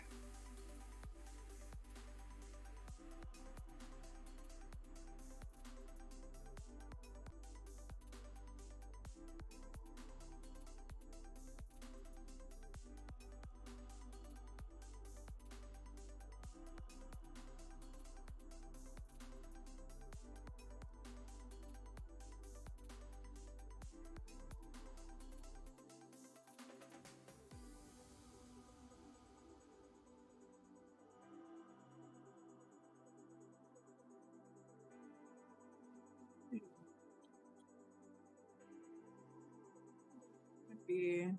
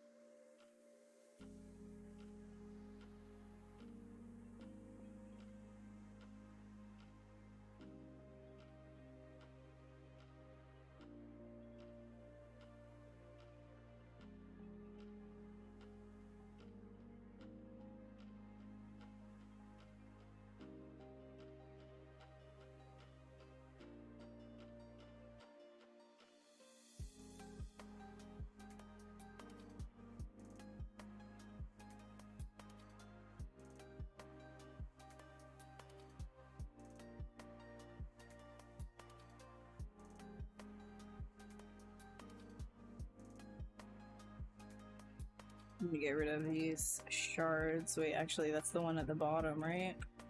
Yeah, this neck.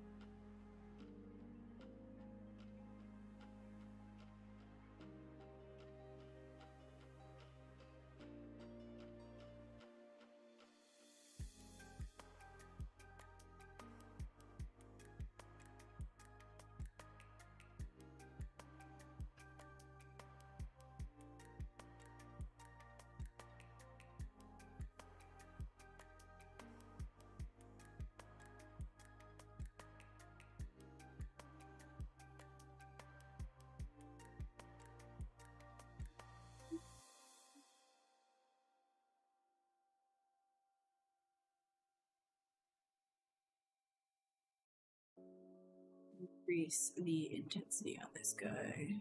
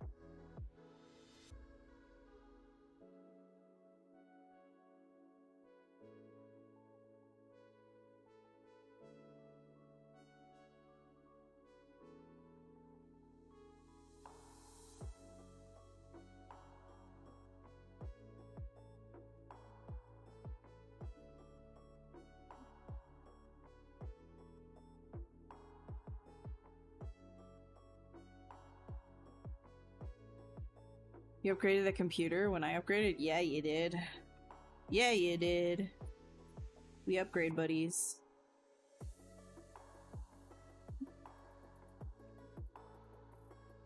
I'm gonna actually get these eye pieces right here.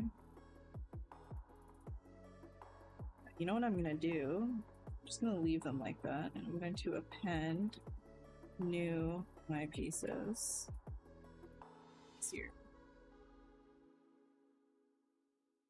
Inch.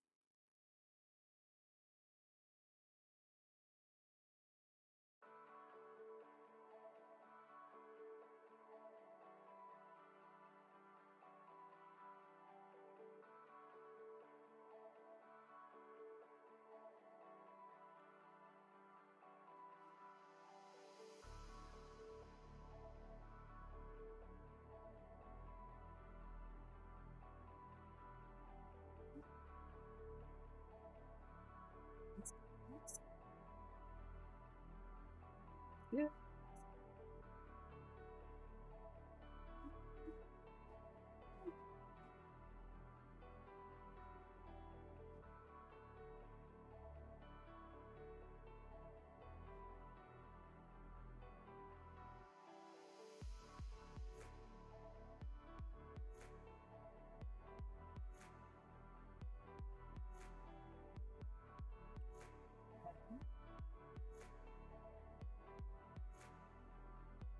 Actually, let's go back. And then push these guys up. This is what I'm gonna do.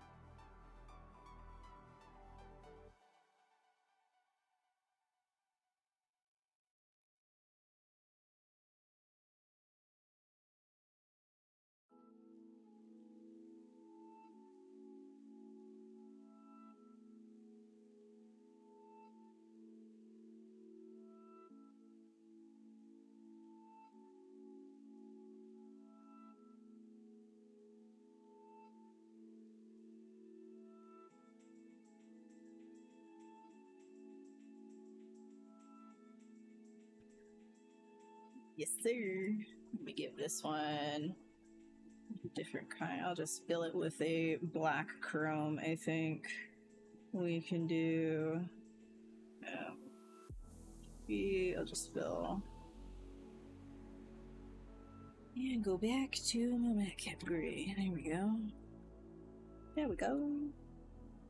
Few of these. Burrito.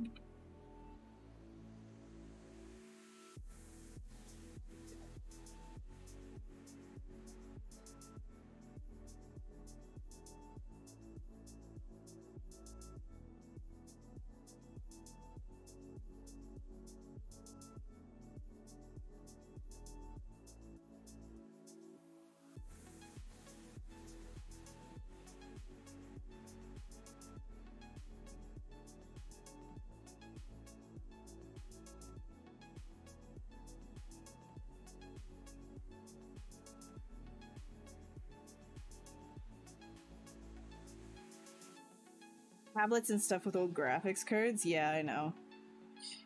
3D modeling, texturing, rigging, animation, and Blender and Maya, so no video editing, but you're jobless. Companies are far away from home and traveling, don't know what to do. I'd say get whatever you can to pay the bills, because, like, it's, the industry is kind of like, the multiple, like, not the industry, there's multiple industries within the umbrella that I'm talking about, which is just like 3D art, or just, you know, any kind of art, animation, games, printing, all of it is a little bit tumultuous right now, a little bit shaky, a little bit of turbulence going on. Don't know when it's going to improve, right? So yeah, you just keep working on your own art, the stuff that you really like to do, right? And keep applying to places, keep interviewing where you can, whatever allows you to. But I don't have like the best info to give. It would be dated because the landscape has changed so much. I would say just get whatever job you can to pay the bills, as you know, to live within your means, while you're chasing what you want, which is, you know, 3D art. But don't hurt yourself in the meantime. I don't think that is worth it with how like up and down these industries are right now.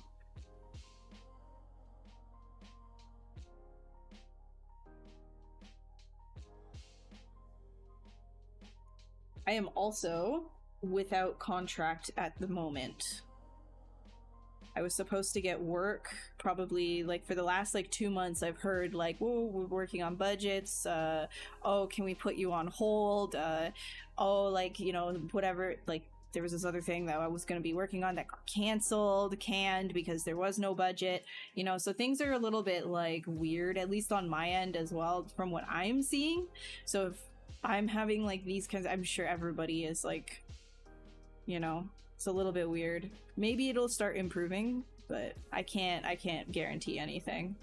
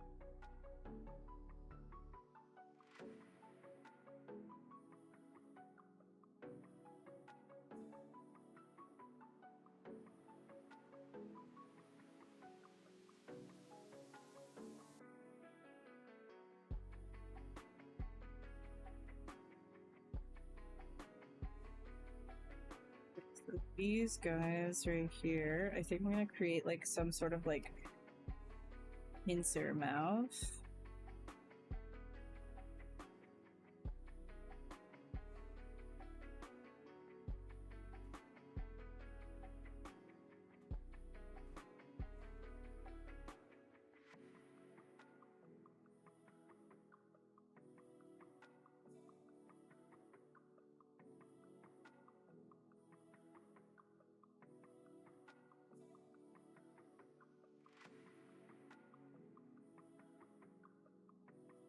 Just split this off as is. We can do these, one of these.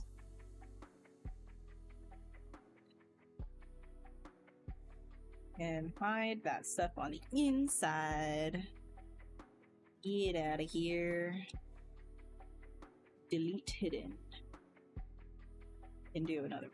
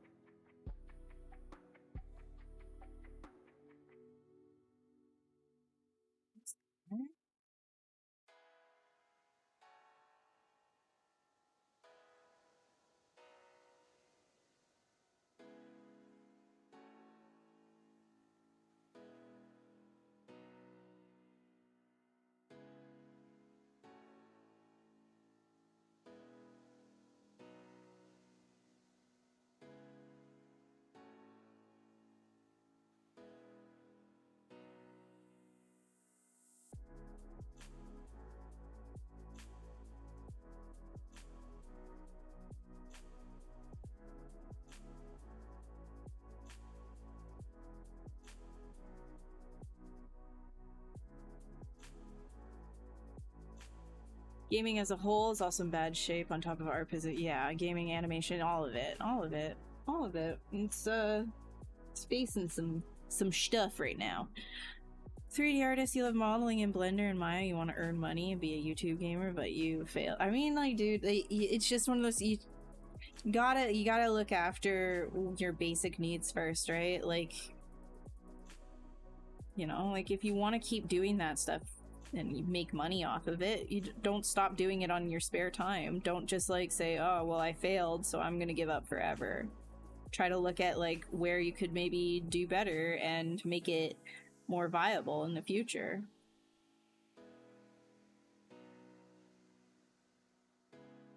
Think, keep trying. The worst that can happen is you just don't get it. Right? But if you don't try, the worst that can happen is you don't get it either. But you don't even have a chance of getting it if you're not trying. So it's like, you know.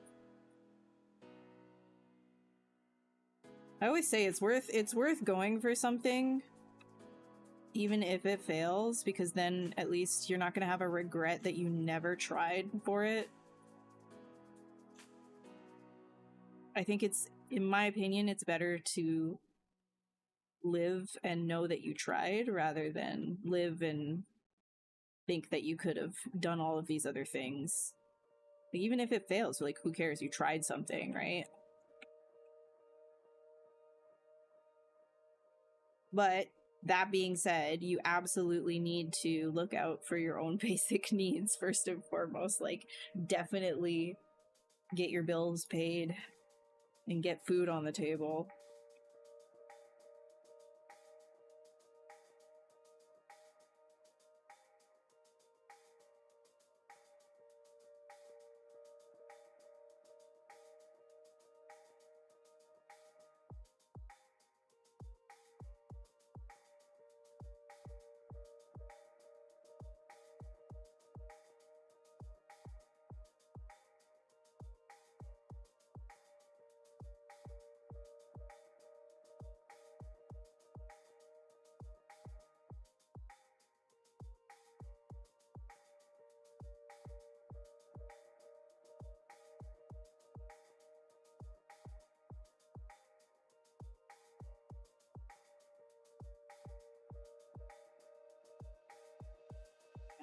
Feel like, you know, I find this like to be an unfortunate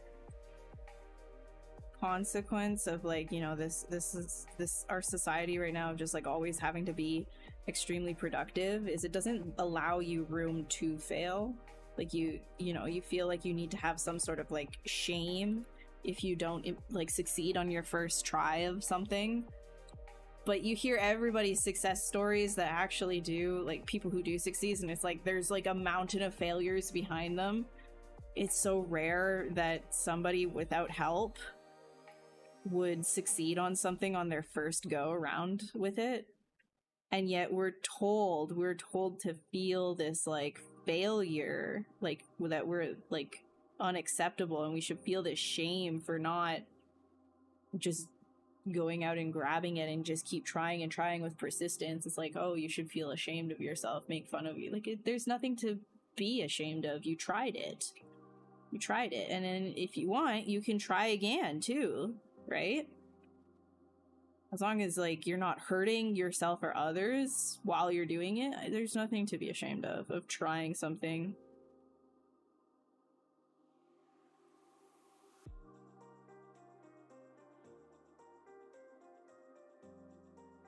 Man, what is going on here? Why is my like brush acting so weird on this? That's why I keep like fidgeting with it. It's acting up. It's acting up. There we go. Okay, there we go. Okay, there we go.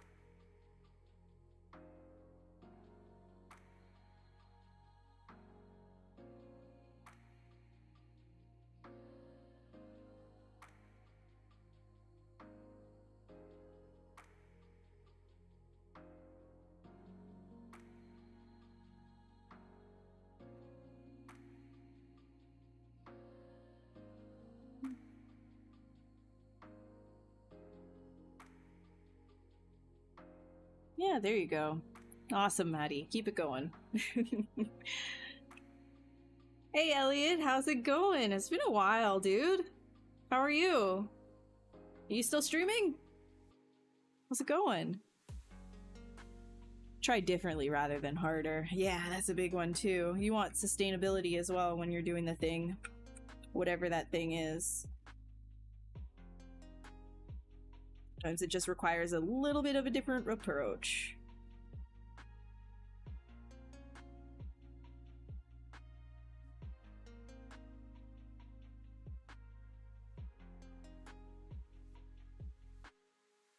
Let's see if we can just like reuse these guys right here. Put this back, but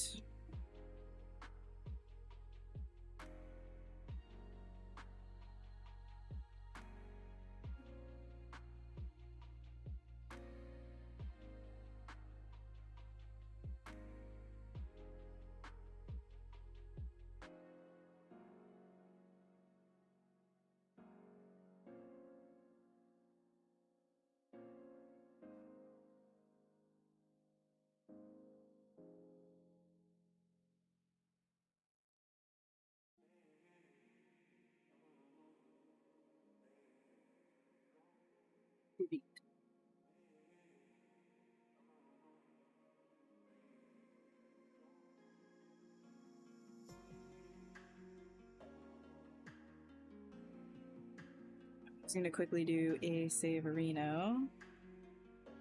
Gonna show you guys the monitors, and then I'm gonna go and hand him off for his outside time. So Monty Bear, you want to say hi first before you go out? Yes, you do. Yes, he does. Yes, he does. Yes, he does. Yes, he does.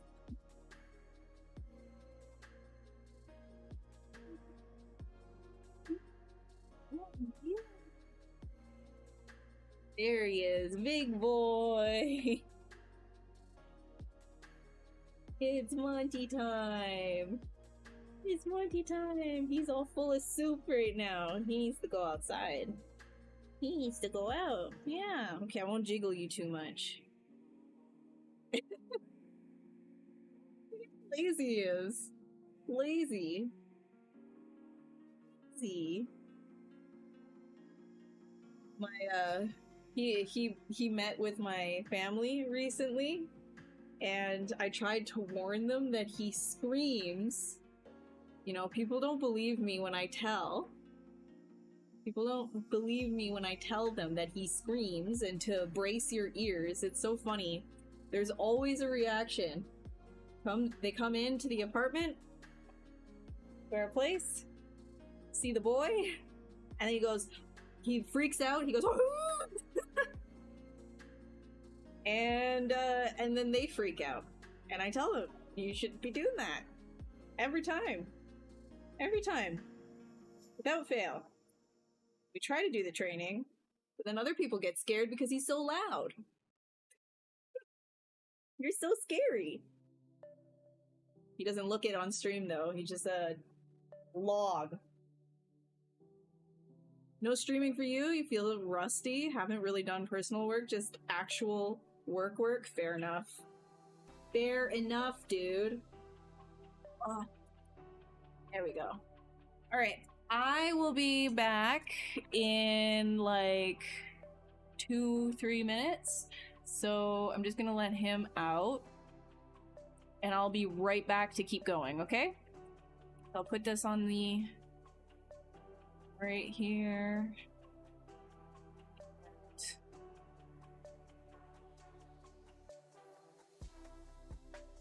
Here. Okay. I'll be right back.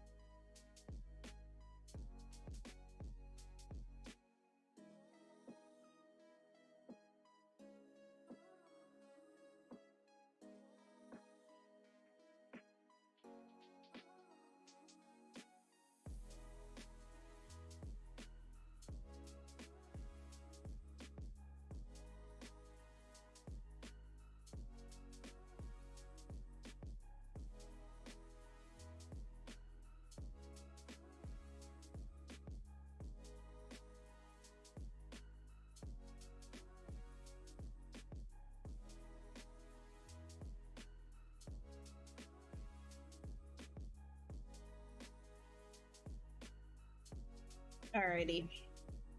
He went outside and immediately started screaming. Oh my gosh. Dude, corgis are so loud. Yeah, if you know, you know. But yeah, he comes over. If people come over, family comes over, I try to warn them, like, he's gonna scream at you.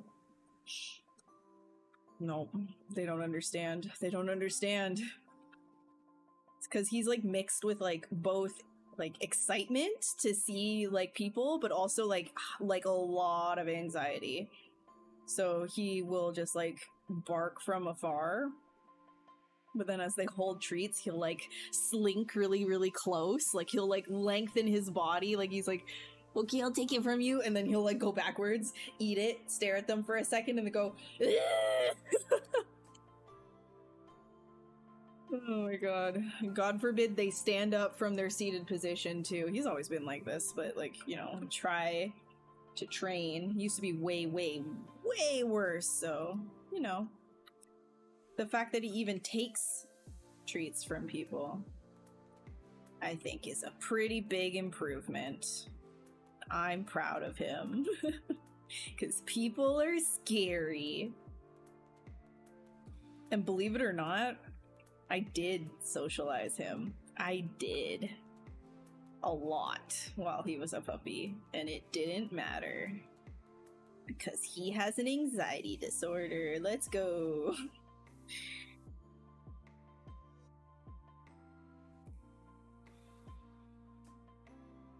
To Jasper, who runs straight to you, then turns sideways and body checks you. Oh my god. Very social guy, huh?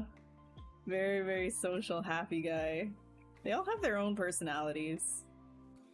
Yeah, Monty's not...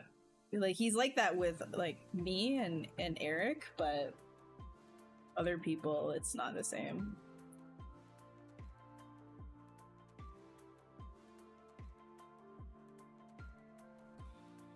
He's got like maybe 3 other people that are in his like circle that he's just like really excited to see without any screaming that's not like Eric and I. Other than that though, everybody else, it's like in order to get them into his doggy circle, into the inner accepted circle of like you're not gonna get yelled at. It takes like months and months of like meeting with him and like slowly building up his trust. And even still, he just might not ever like the person. He's just very picky about who he likes. Some people just give off bad vibes for him.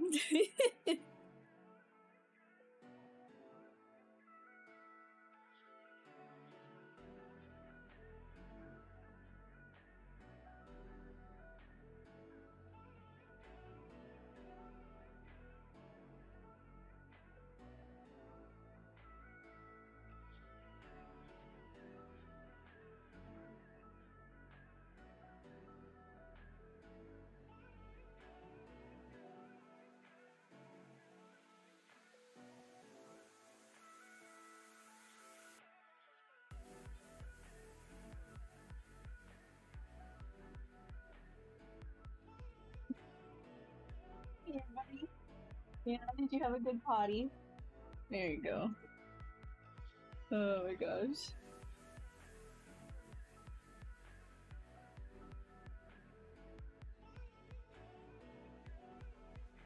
He got bad during the lockdown. He was barking at everyone and attacking smaller dogs. It took another round of yeah, the lockdowns were not good for that at all. I agree. He same with Monty, like the lockdowns he got bad, and then we had to like retrain again, so that like every time we went outside he wasn't barking at everyone. And then the vet thing happened with the mass under his tongue, and then he got bad again. So now he's just coming out of it. We're redoing all of that. It's like anytime an event happens, you know?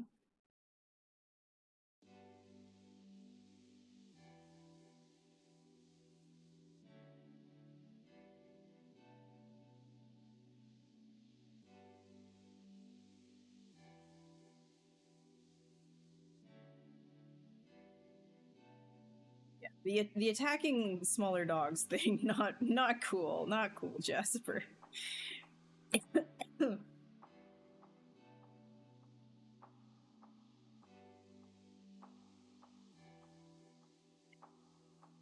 Oh man.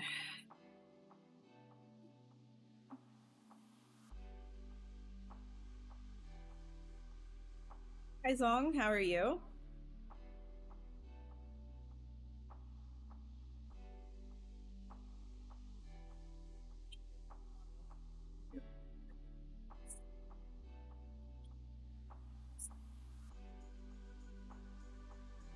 Lovely. So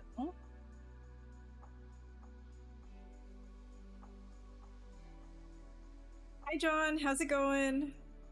How goes? How are you? We're doing Mosquito Dragon tonight.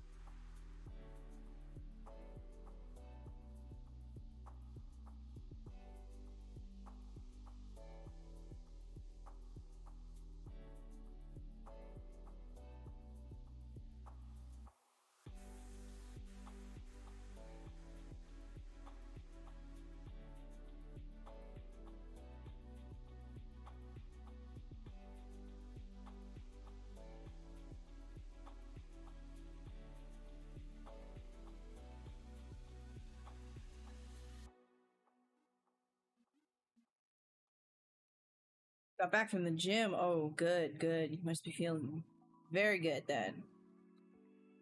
God damn. Probably be working out right after I'm done this stream, to be honest. I have not been on my cardio. I gotta get back on my cardio.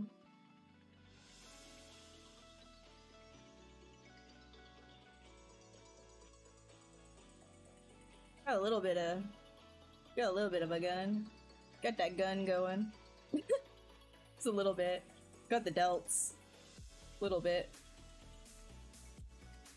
Got some tricep too, but I'm not looking to get up and show you that. Got that tricep definition going too. Little bit. It's a little bit.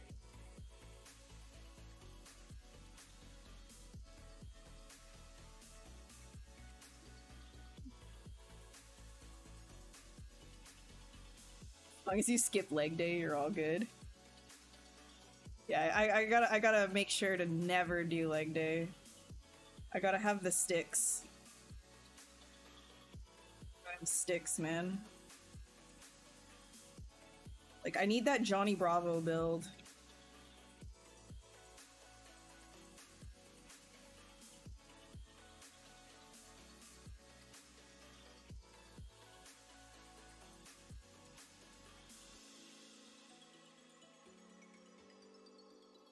Who's downtime?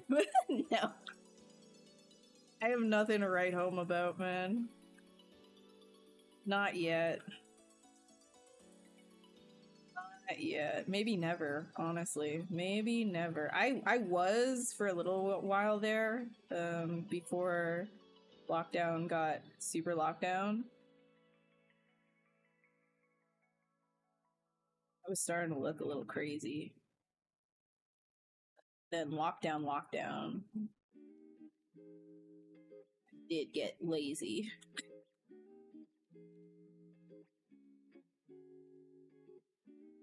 Be back on that grind. A little bit. Just a little bit. Just a little bit.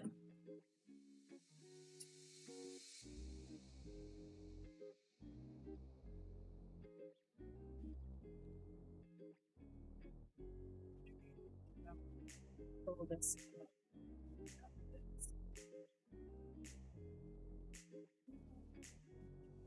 Yeah, the curve. Like so. I think I want like an overarching curve here though.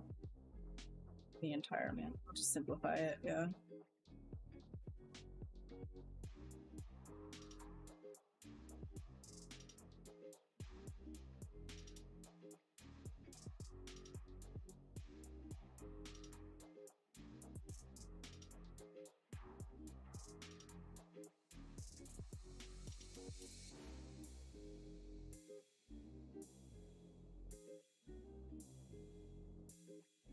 Huge arms or huge legs? Depends on what your definition of huge is.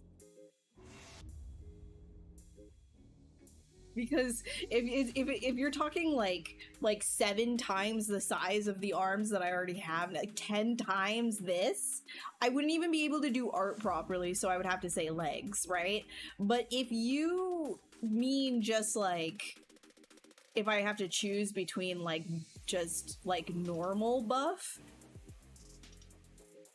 probably legs as well, honestly, because we don't like blood clots, right? So like good musculature in the legs would help promote good cardiovascular health overall, because bigger muscle groups, and they'll push more blood from your lower extremities while you're sitting. So like logically speaking, legs as well.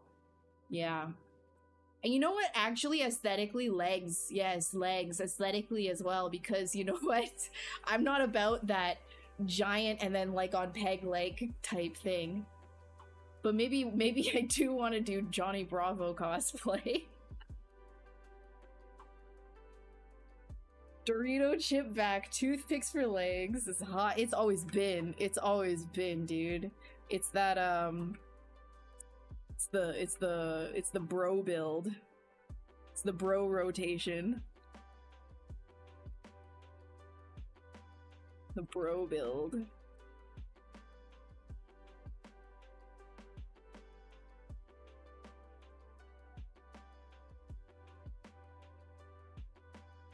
It's the I just discovered creatine starter pack.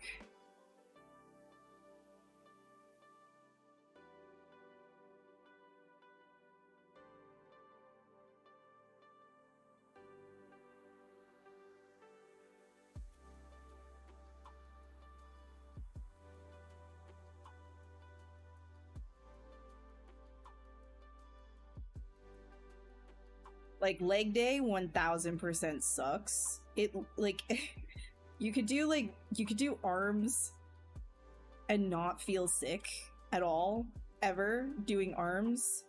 Even doing abs, like you can just do that and not feel, anyways, I feel like that. But as soon as you start squatting a whole bunch, sick. You just start feeling sick because it's so hard. No squats. No, only squats.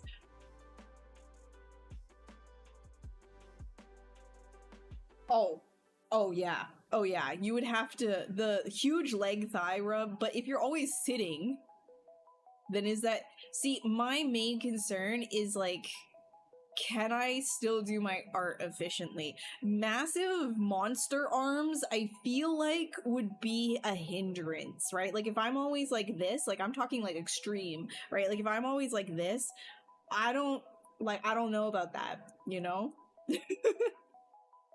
I gotta choose one or the other.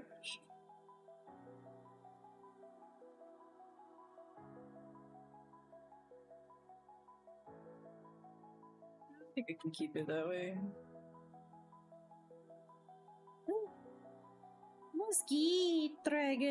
Mosquito dragon. Lunges, not squats. Lunges are really good. It's good for like your ligamantes. Switch mediums to marble. Yeah, you'd be really good with a chisel. Giant chunky arms.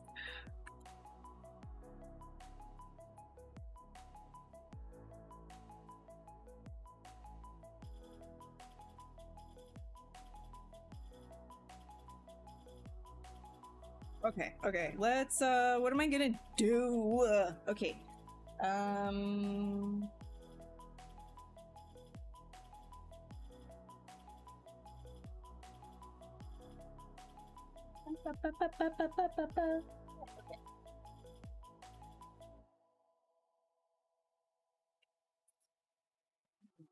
Make like little tiny razor teeth. Okay, maybe not like that. Maybe like this. Like this.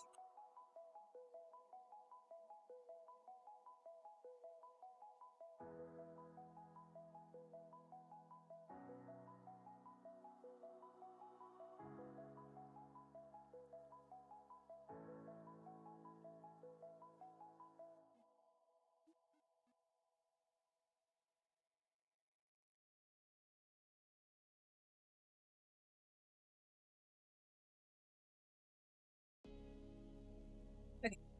Yep.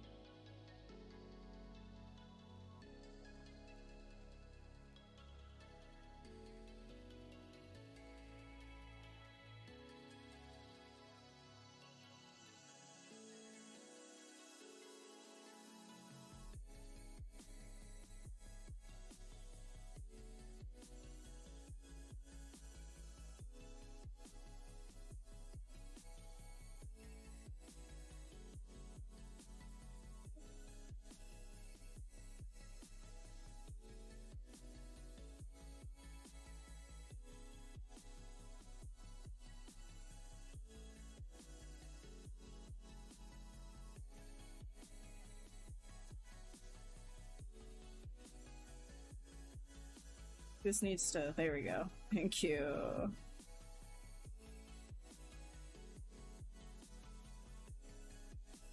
You like Mosquito Dragon? Very nice, thank you very much. Glad you do.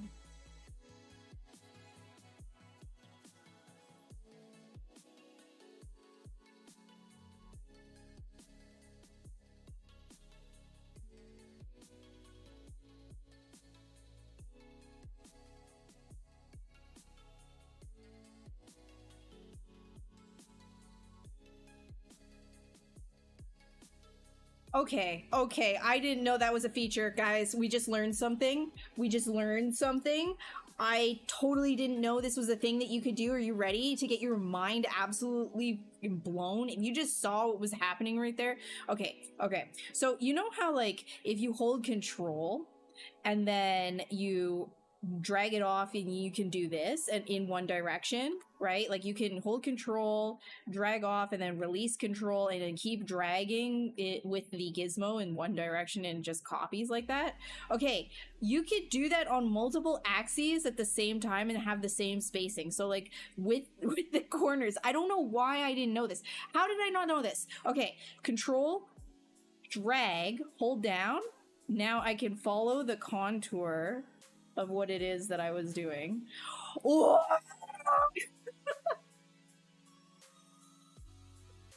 That. Did you know that? I didn't know that. I didn't know I could. It seems so obvious. There's so many hidden things though. What the hell? What do you mean I could do that the entire time? Yeah, that's right. That's right. That's right. Now you know. See? You gotta play around and then you learn different things. Like I didn't know that. Now I know that. What the hell? I knew that. Okay, whatever. I didn't know that. I thought you could only drag in one axis at the same time, but like, or at once. I didn't know you could do multiple axes at... Whatever. I didn't know. No, I know. Okay.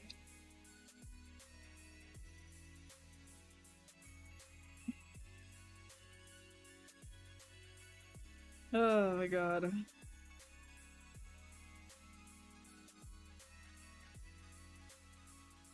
Man. I thought that this was split. Hello?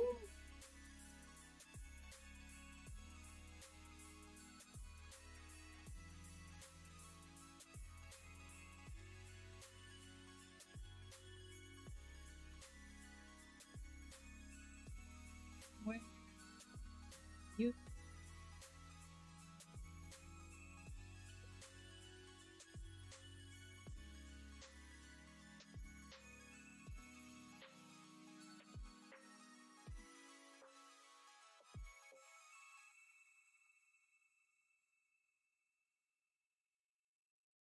You didn't know you could release control and keep going?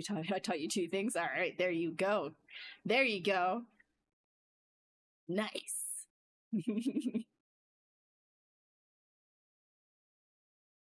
I know. There's so much. There's so many like little hidden things. Like, did you know that if your brush size is at 1, different brushes will have different effects? Like the one, if you put snake hook down to 1 with the move tool, you end up like being, or not, no. I think it's the move brush. Move brush.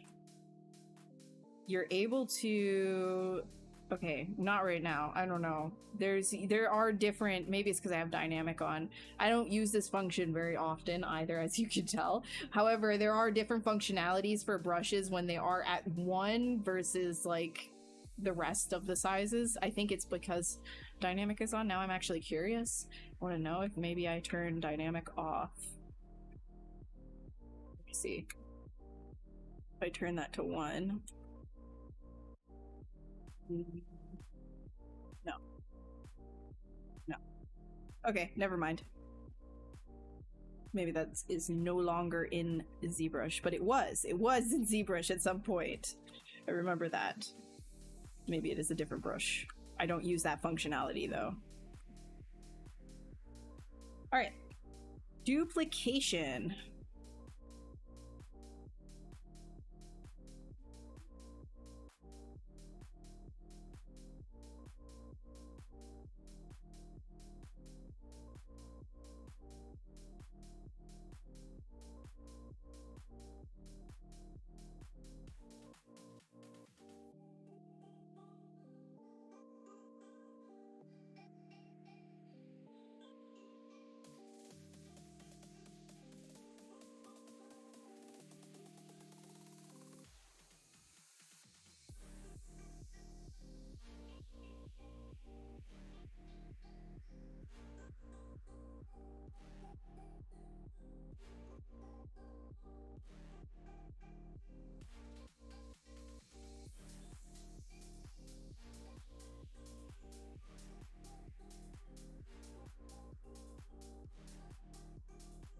Masking? Yeah, masking has a different function at 1. There are different functions for different tools at the size of 1.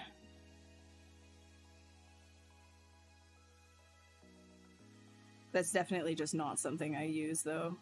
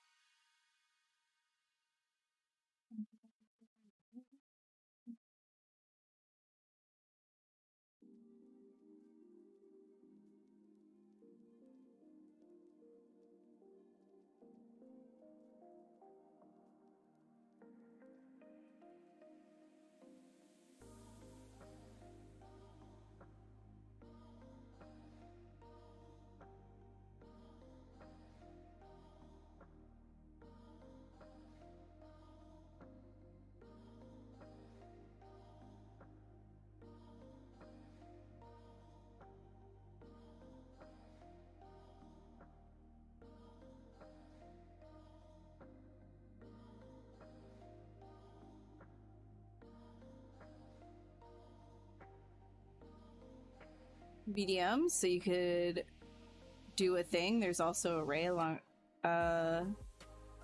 tips and tricks when you just like have I mean technically there are. If you hold control over anything, you have exactly what every single one of these tools does. So these are technically tool tips, right? If you're just holding control over things. But when it comes to like the hidden functionalities of things, it's like years and years worth of extra stuff that they've added in. Like they just never really like remove things. They might place it somewhere else, but they never really remove functionality. And sometimes like if you're jumping into ZBrush not from the very beginning, then you might not know every single thing that has been implemented.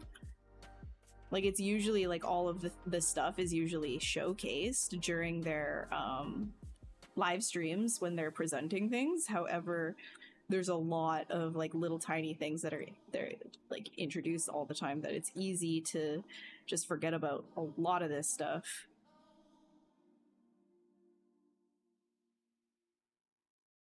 Yeah, Blender has okay, well, ZBrush also has BDMs.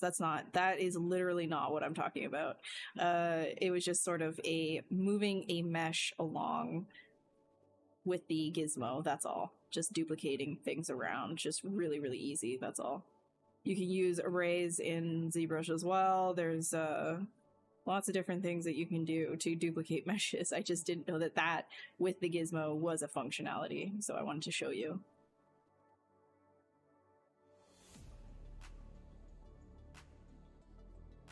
Because literally what I would do before, what I was doing before was taking the straight line of duplication, and then I would use a curve with it to create the shape that I wanted. But now I know I do not need to. I can already hear like Paul just being like, what do you mean you didn't know this? I've showed this like 100 times. I forget. Probably did know it at some point, and now it just feels like new ancient knowledge, you know?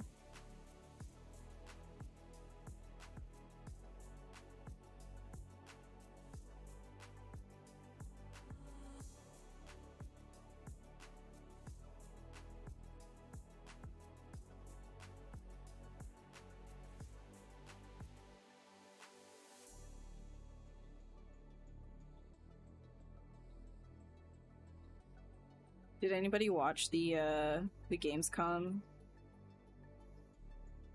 stuff? Is there anything interesting to any of you from Gamescom? I was making a little bit of a joke while I was watching it to my friends that like I'm a little fatigued seeing tanks, hexagons, and Ronins and anime butts. Tanks, hexagons, Ronins, and anime butts. If you have all 4 of those, you can have a successful game convention live stream. I'm mostly excited just for Enshrouded updates. I love Enshrouded. What a fun game that is.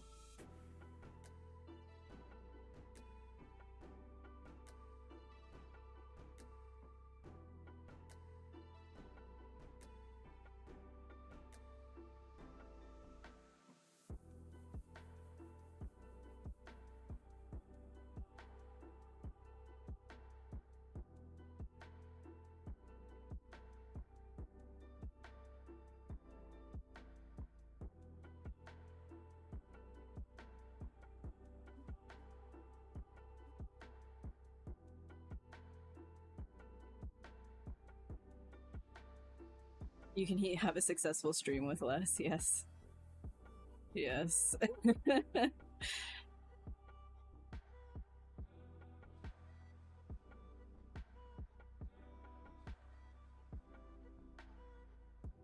With zombies, the battleground, then eggs, and everybody trying to reproduce this. Yeah, I know. I know. I know.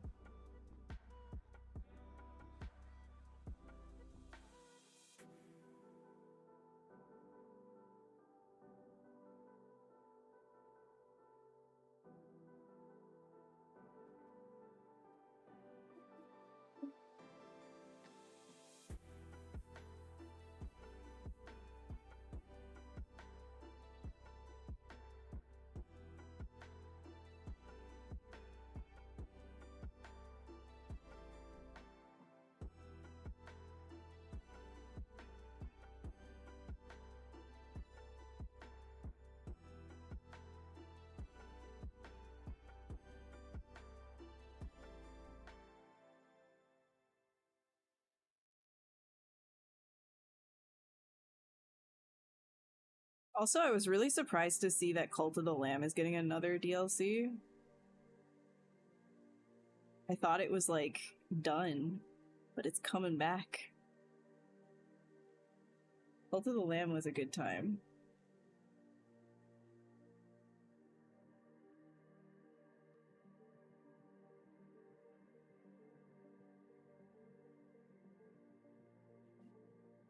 Actually, I remember years ago. Oh my god. Oh my god, on Twitter before Twitter was like, you know, cesspool. I mean, it's always kind of been a cesspool, but like even more of a cesspool.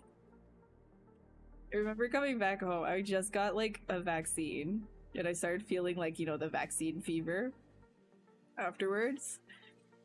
And I just like sat at my computer and I saw that like Cult of the Lamb had done like we're gonna put sex in the game, you know, like that was like a meme or whatever, and it was just like the dumbest looking meme face, and I just was like, yeah, I'm gonna sculpt that and then post it online. Dude, the amount of hatred that I got. Oh, the amount of hatred I got for posting that was so funny. The 3D sex lamb. I was so zonked too. Oh man, that was so funny. Good times. It took me like no time at all to make that too, and I was just laughing my butt off at it. People were so angry. Oh my god, I can't believe you're making this. People were literally like, this person should die actually for making this.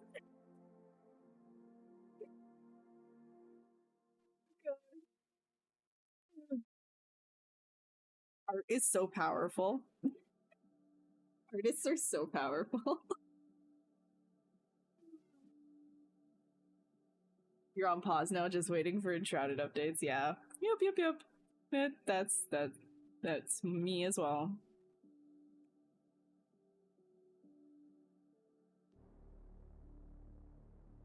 I'm also waiting for that Deep Rock Galactic release for the Survivor game that they have, because like their actual Survivor game was really fun. They're gonna do a 1.0 of that soon.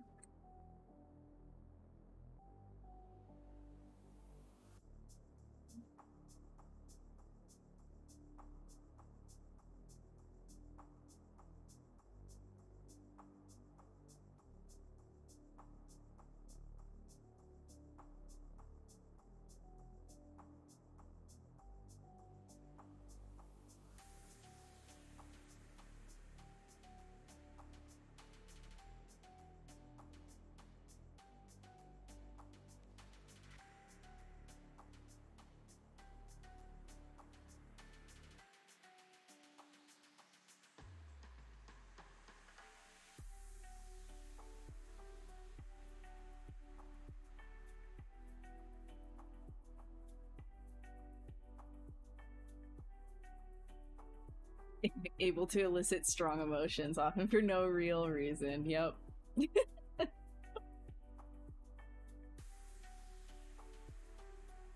Yep. So powerful.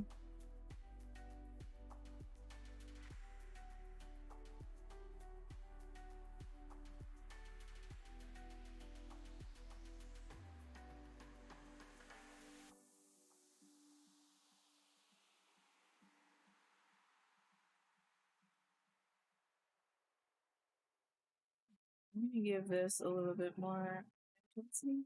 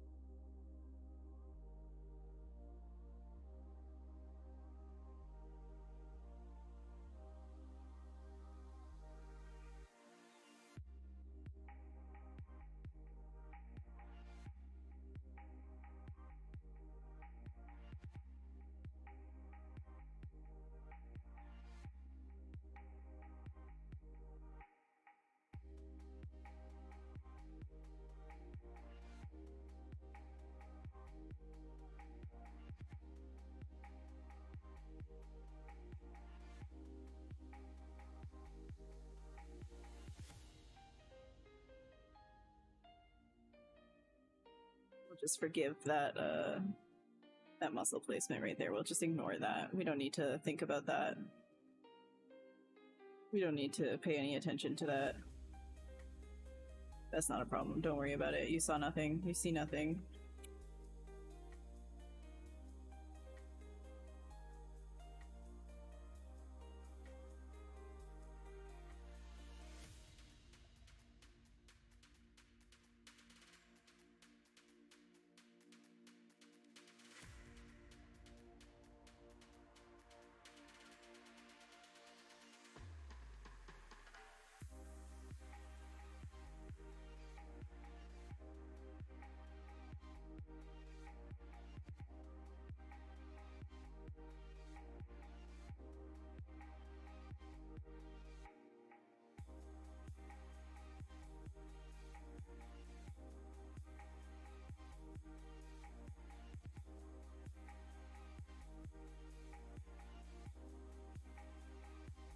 So little time in games. Yeah, I know.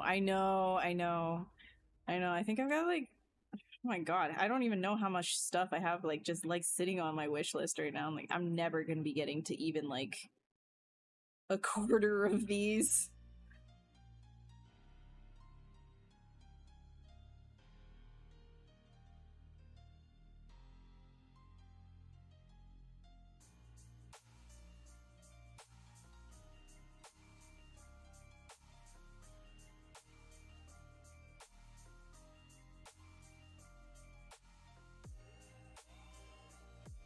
I think too that's why like a lot of indie games have been like the indie scene has definitely been more my go-to rather than bigger releases.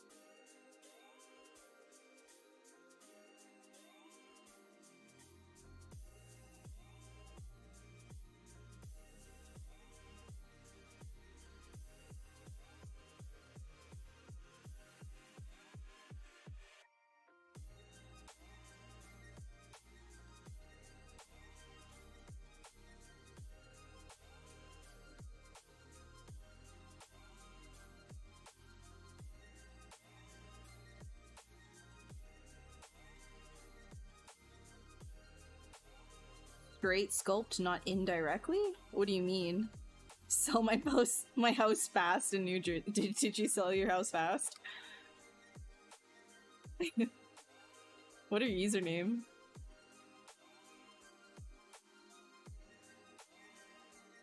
What do you mean indirectly? Indirectly sculpting? How would I be indirectly sculpting this?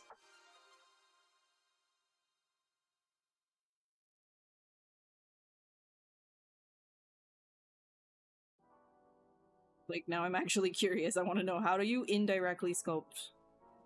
What am I...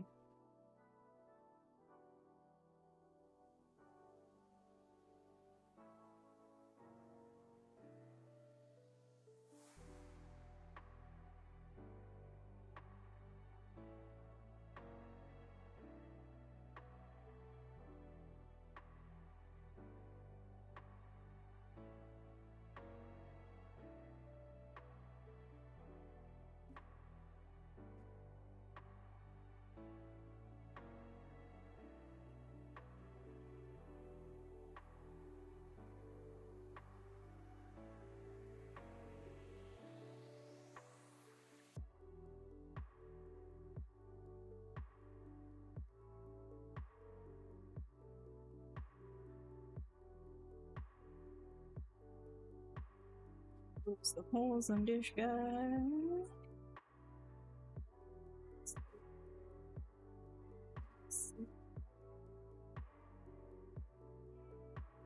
Doritos. Good.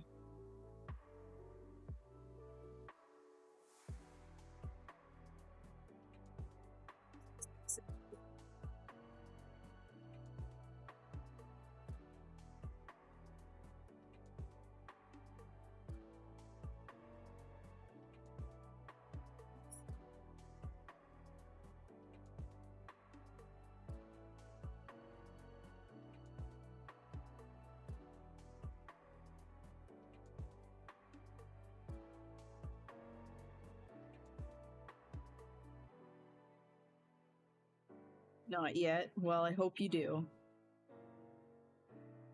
Hope you do. Few games during the Future Games show today that are pretty interesting. Most of them for 2026, so maybe improve the bit. Yeah. Yeah, hopefully.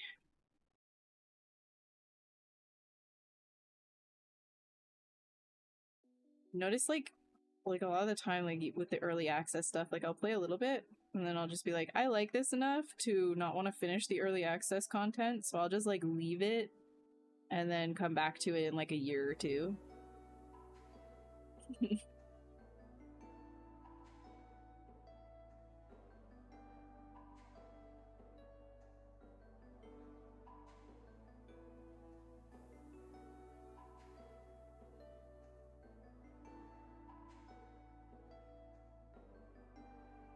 Honeycomb delicious and magical at the same time. Yeah, they're just like, I just pulled out an alpha and swished them around a little bit.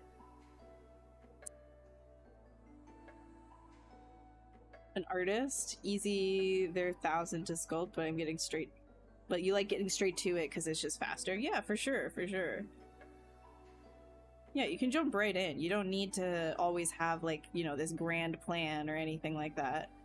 Of course, like planning things, you know, you get other benefits, but sometimes you just want to be an artist, right? And just like jump into things.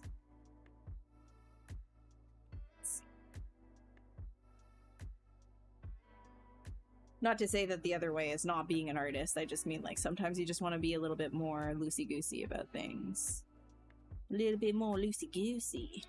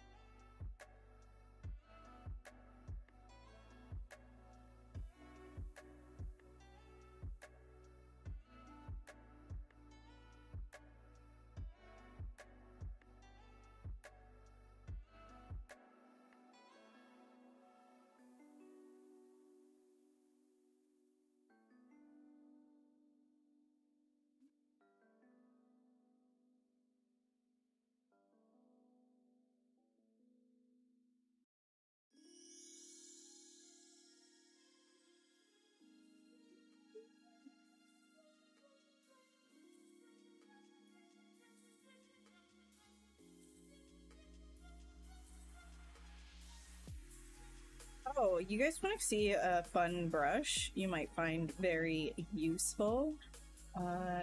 Curve quad fill right here. This one is very useful.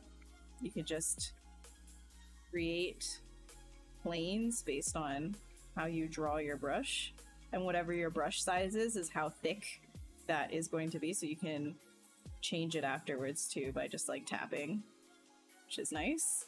Then you can say split masked if you want, or in this case I'm probably just going to Dynamesh this together, so I'm just going to create a bit of a run here.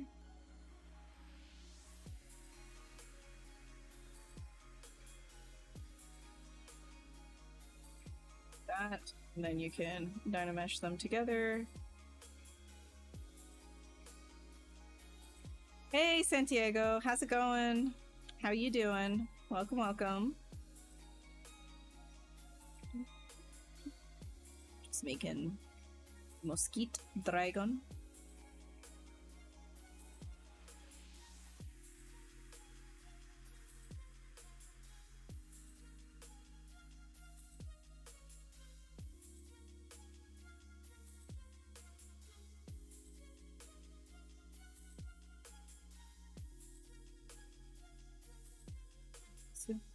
So leave it. More.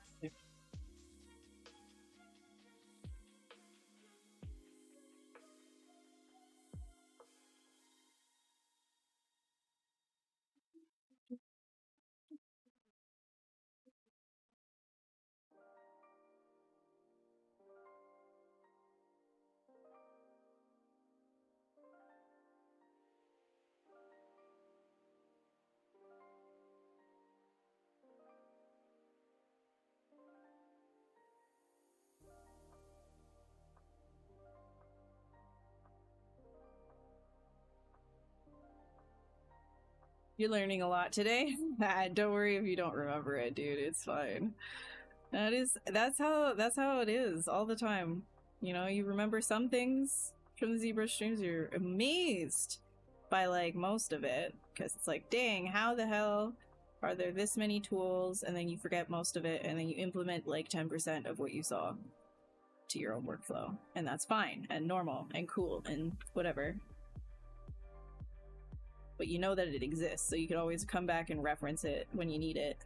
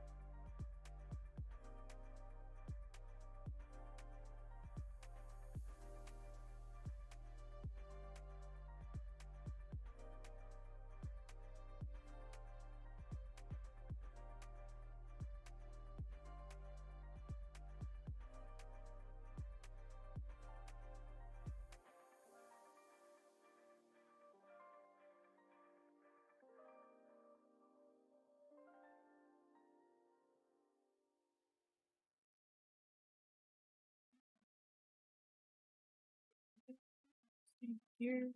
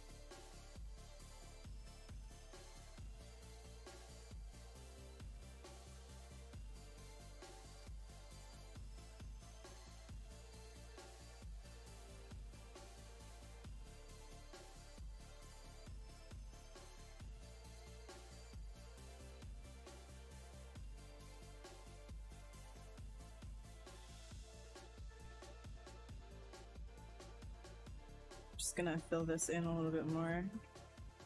This. Have like a little bit of a split, but not much.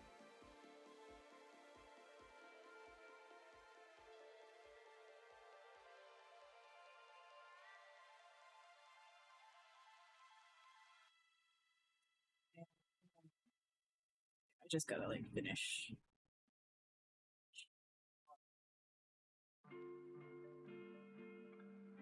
Hey animals! When you need a thing, remember that it was a thing you saw. Exactly. Alright, see you, John. Thanks for stopping by. Hope you have a good night as well. How long have I been sculpting for? Tonight? 3-ish hours. But overall, I've been sculpting for, I think, 11 years. I think. Maybe 12. Yeah, 12. Yeah. I think.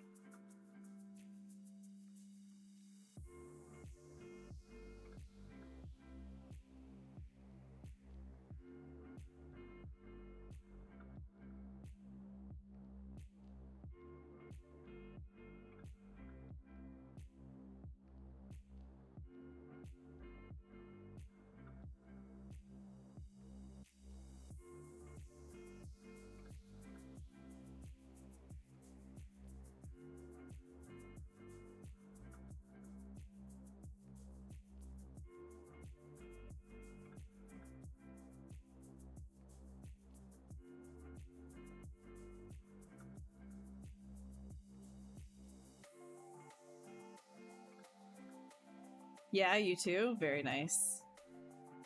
Very nice. Definitely a lot of fun. And it's nice too to have multiple mediums at your disposal. Oh.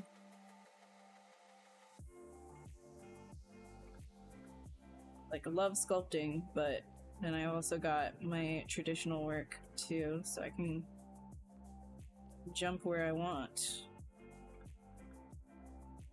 But ZBrush is just like one of those things I've always thought it was pretty intuitive to get into. I know a lot of people are like, no, but I think that that comes from like maybe if you don't use a computer very often, like maybe you're coming in just like straight from never really using a lot of like PC stuff, or you're coming in from, you know, traditional 3D modeling softwares. And if you're coming in from other modeling softwares, you're going to find that this is very different. The logic is not 100% the same.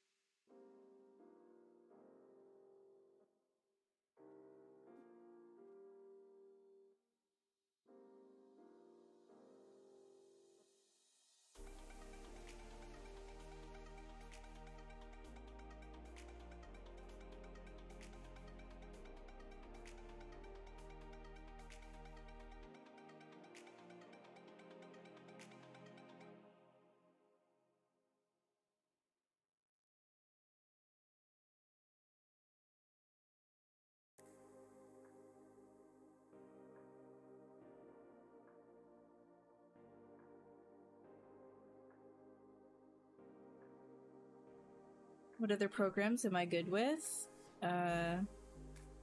Number. For my illustration process, I'm usually using Photoshop and Keyshot, but there's also Substance. I also use Blender occasionally, and Maya.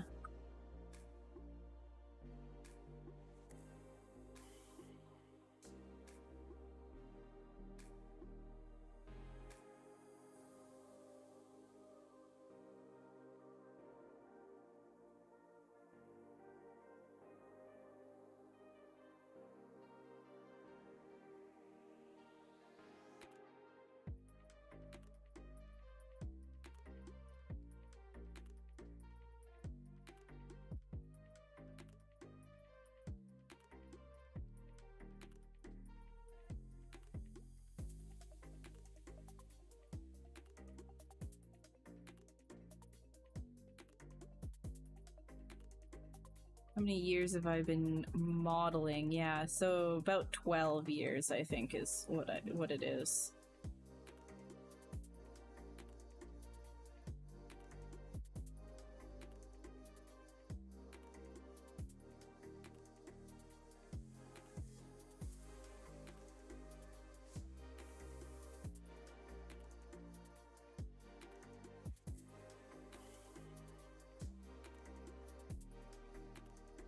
Do here. I'm gonna do some sort of a bend curve.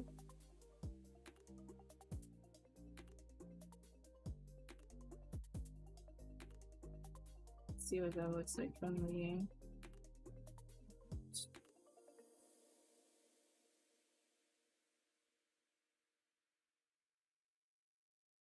I can do a twist. Why not? Why not?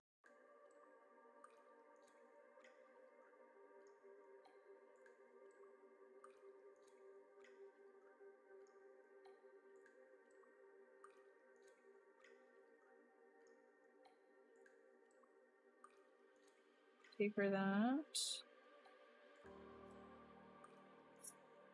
So.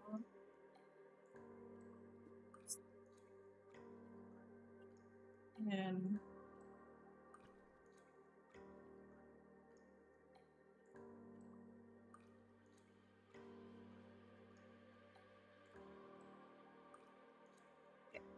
Just it the other way now, just to accept.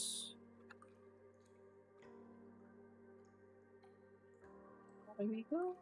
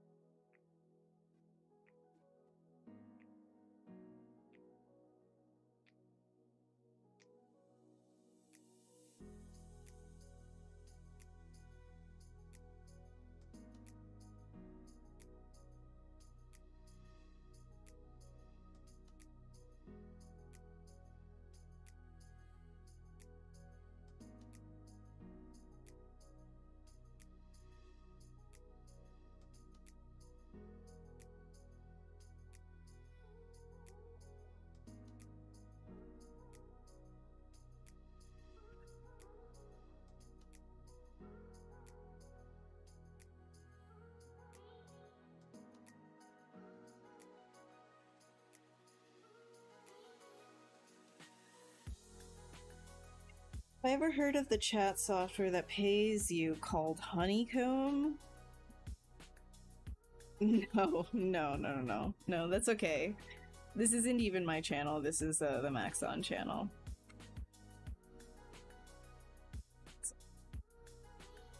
I won't be using that here.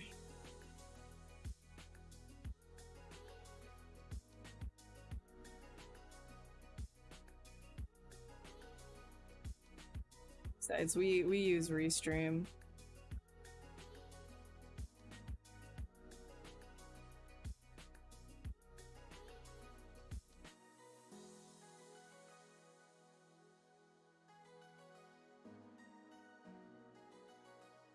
I wonder if I should make the body just a wee bit longer.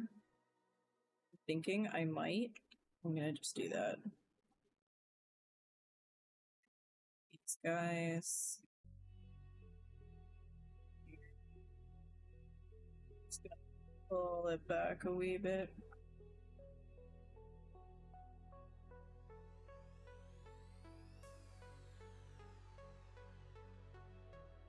Give it a little bit of space.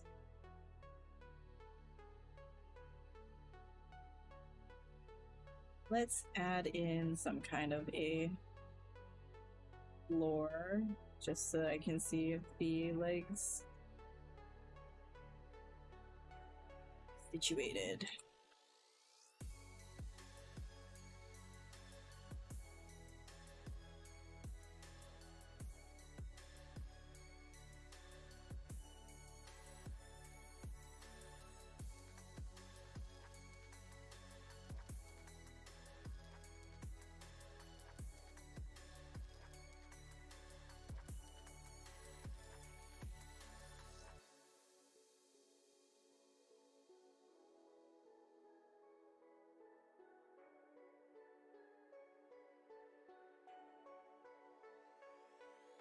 How much hard surface modeling do you need to know for your job?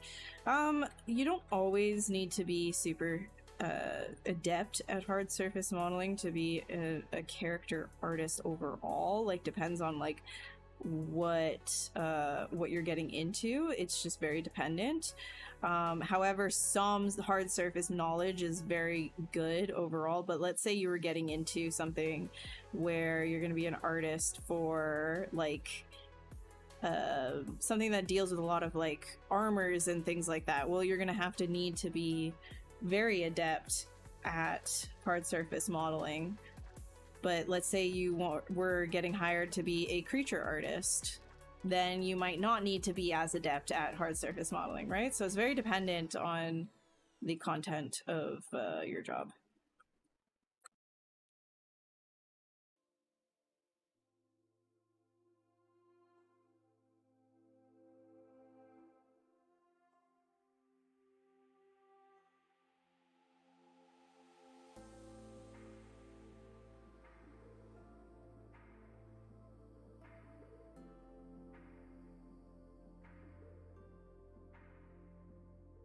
I would say at least some knowledge of hard surface modeling is required no matter what, though. Like you should know the like what to do to clean up a hard surface model.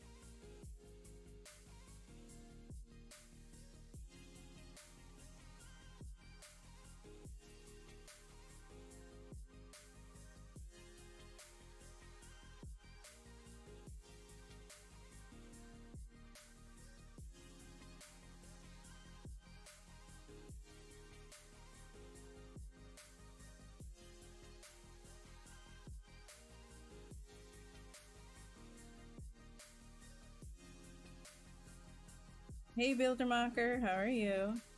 How's it going?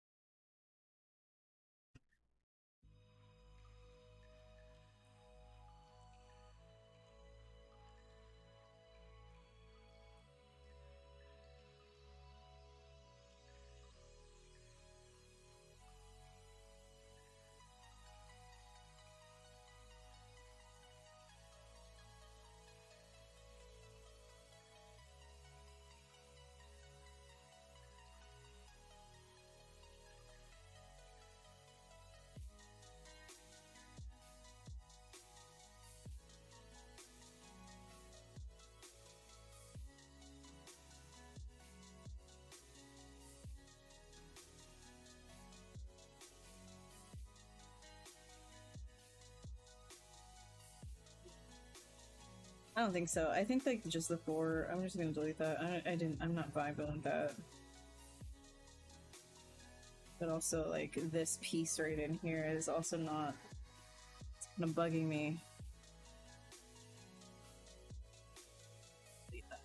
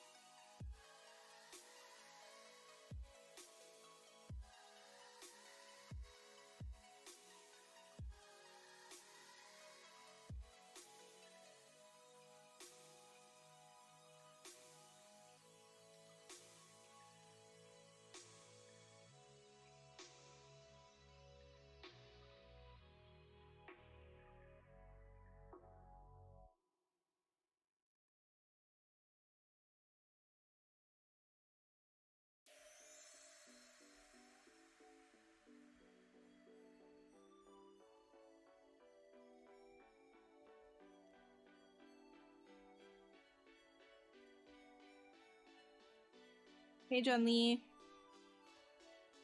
Oh wait, yeah, I already said hi to you. I'm sorry. It's getting like I'm a little out of it. I apologize. If you have any questions though, feel free to ask. I'm just kinda we've got like maybe 20 more minutes here.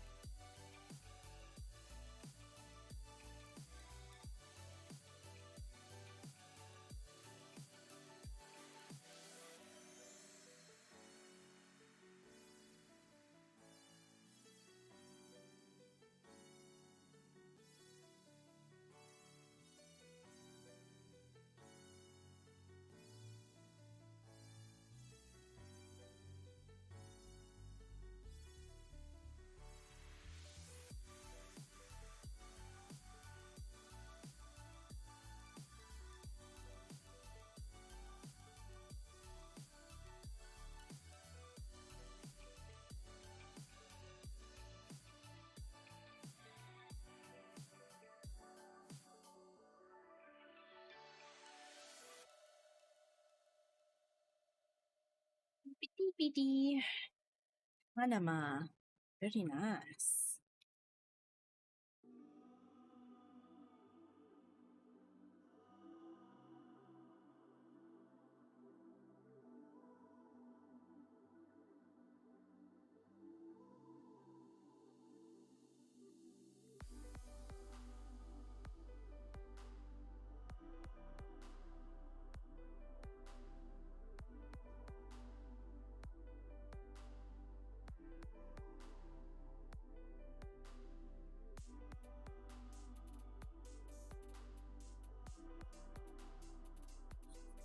Give it a little bit more something something.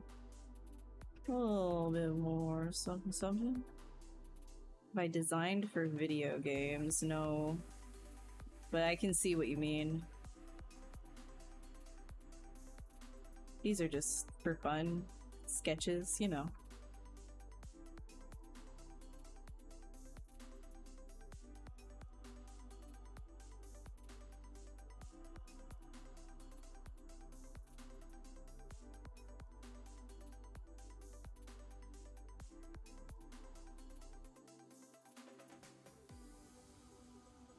Ooh, a little bit tired. A little bit tired, dang.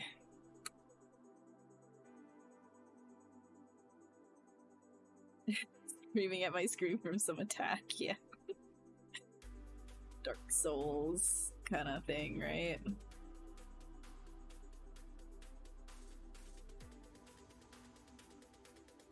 I get the Dark Souls slash Final Fantasy comments a lot, and the thing is, like, you know what's funny is I just don't play Final Fantasy at all. Dark Souls only recently kind of played a little bit, but yeah. It's always the comment, man, this looks like it could be in Dark Souls, or oh, it looks like it could be a Final Fantasy boss. Every time.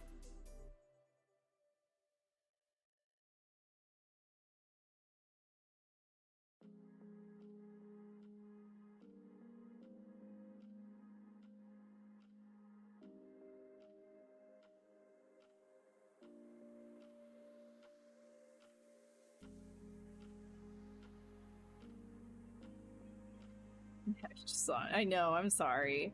I'm sorry. It just kind of hit me like a bunch of bricks right there. Like, it just got like quite tired and quiet. Just bam.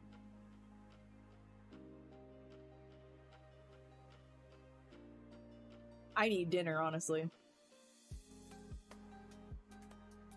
Want to see polypaint and a paint over on this one? So then I'd also have to paint, like, pose this guy and give it a little bit more love than it already has. Poly paint and paint over, eh? I'm so tired, though. What are you getting me to do tonight, man? I'm so tired.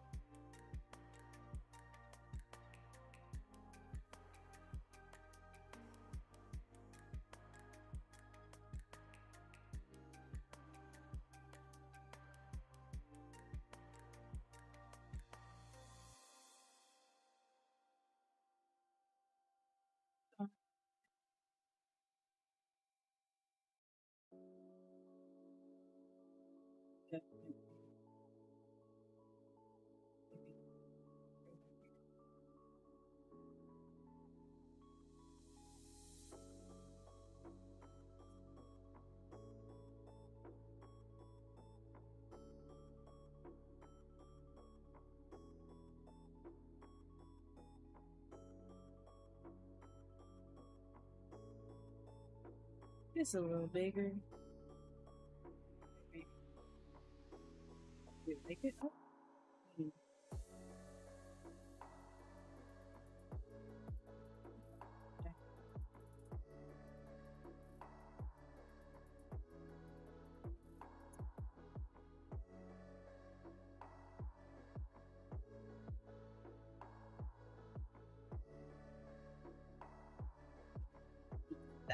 That feels a little bit better, yeah. These guys. Just gonna pull this up a wee bit.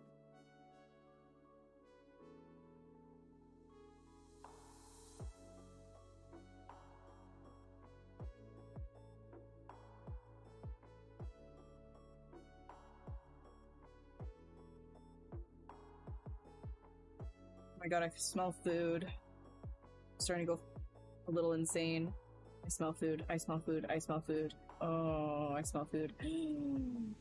Oh, hungry. Oh no. Oh, I don't know what that is, but it smells good.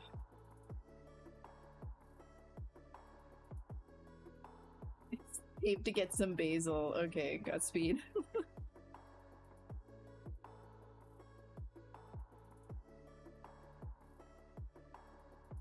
Insane. That's way too hot. When it gets 40 here, I feel like my skin is peeling off.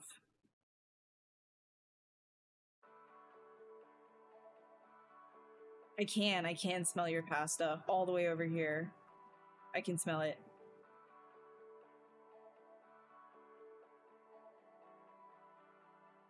Don't imagine the rigging for this. Why would you imagine the rigging for this? We're sketching. We're having fun. Imagining the rigging for this is ridiculous. That's like, you know, if you're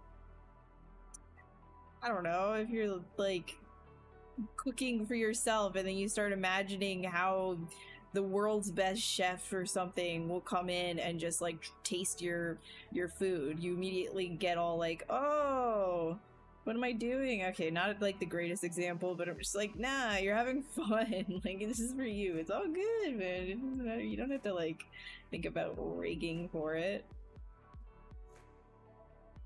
I'm not thinking about rigging this thing. What the heck?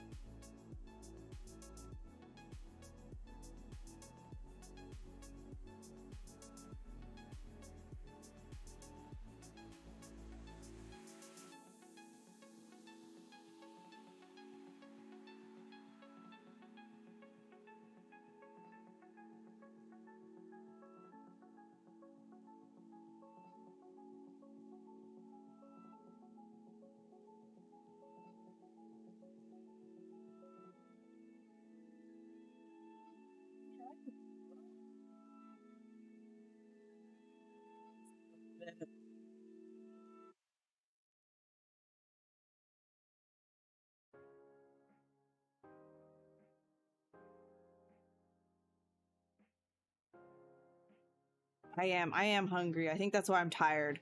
That's why I got hit with the tired, is because I'm hungry. It's a fairly tame quad. Not sure what the best net neutral pose is to rig it, though. Yeah, I would have to... I think... It depends on what it would be used for, but it might be best to just totally have these, like, 100% straight. Like, you'd have to T-pose it where, like, this would be, you know, like, straight down.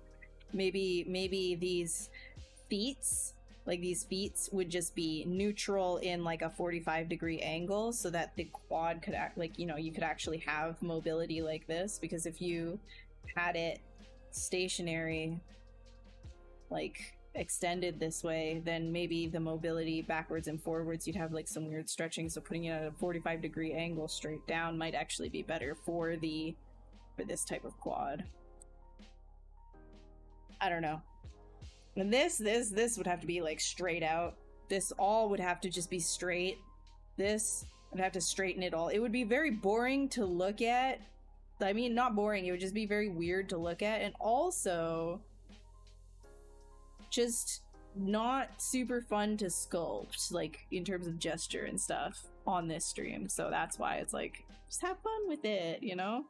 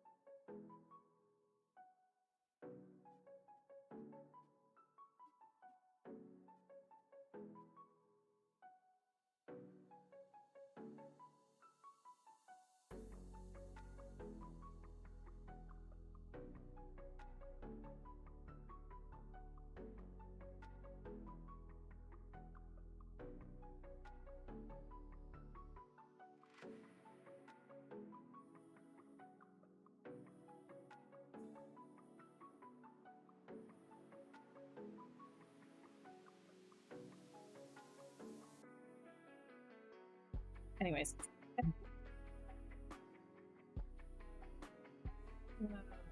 You didn't see anything. Let's do...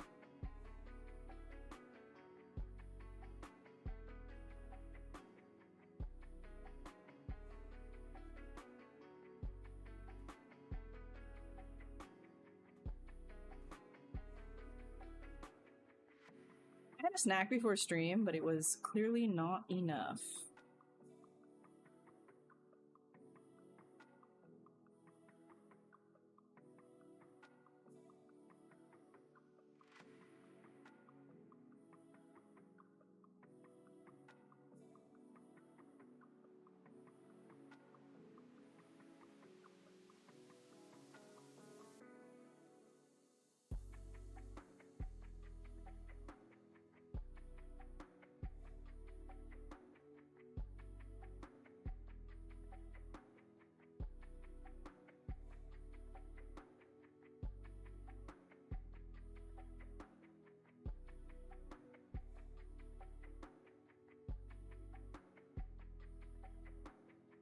Standard brush and ZBrush? No, this is it's the GeoBrush you can get from Pablo Munoz Gomez.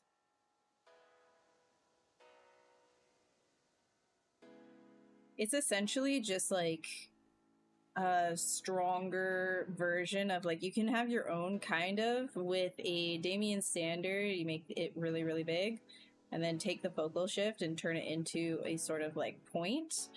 And then you can start to get, you have to also, it needs to be like a really sharp alpha though. You need like a sharp and like intense fall off on the point. So I don't know, I guess something like this might be okay. And then you would need to go to stroke, lazy mouse, lazy step, and put that down to something really, really low. and then you can get something kind of similar. Need it to be actually a lot more of a point. You'll probably use maybe this. Maybe, let's see, big.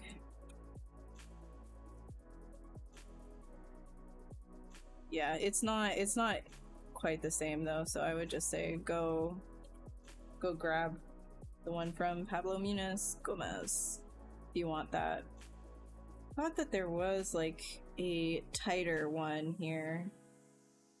Pretty sure there is, and I'm just kind of blanking right now because I'm tired. It needs to be like a super intense point in the center, not like that, and then like super light on the outside. Go to alpha, modify, contrast. Now I just kind of want to know if I can give it more radial fade maybe, and then streaks.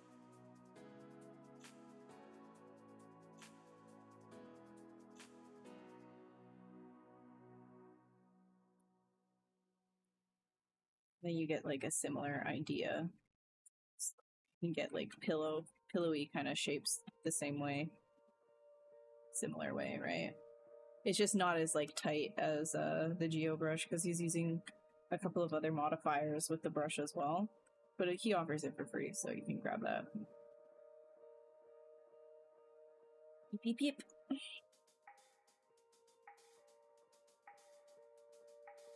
Mm-hmm.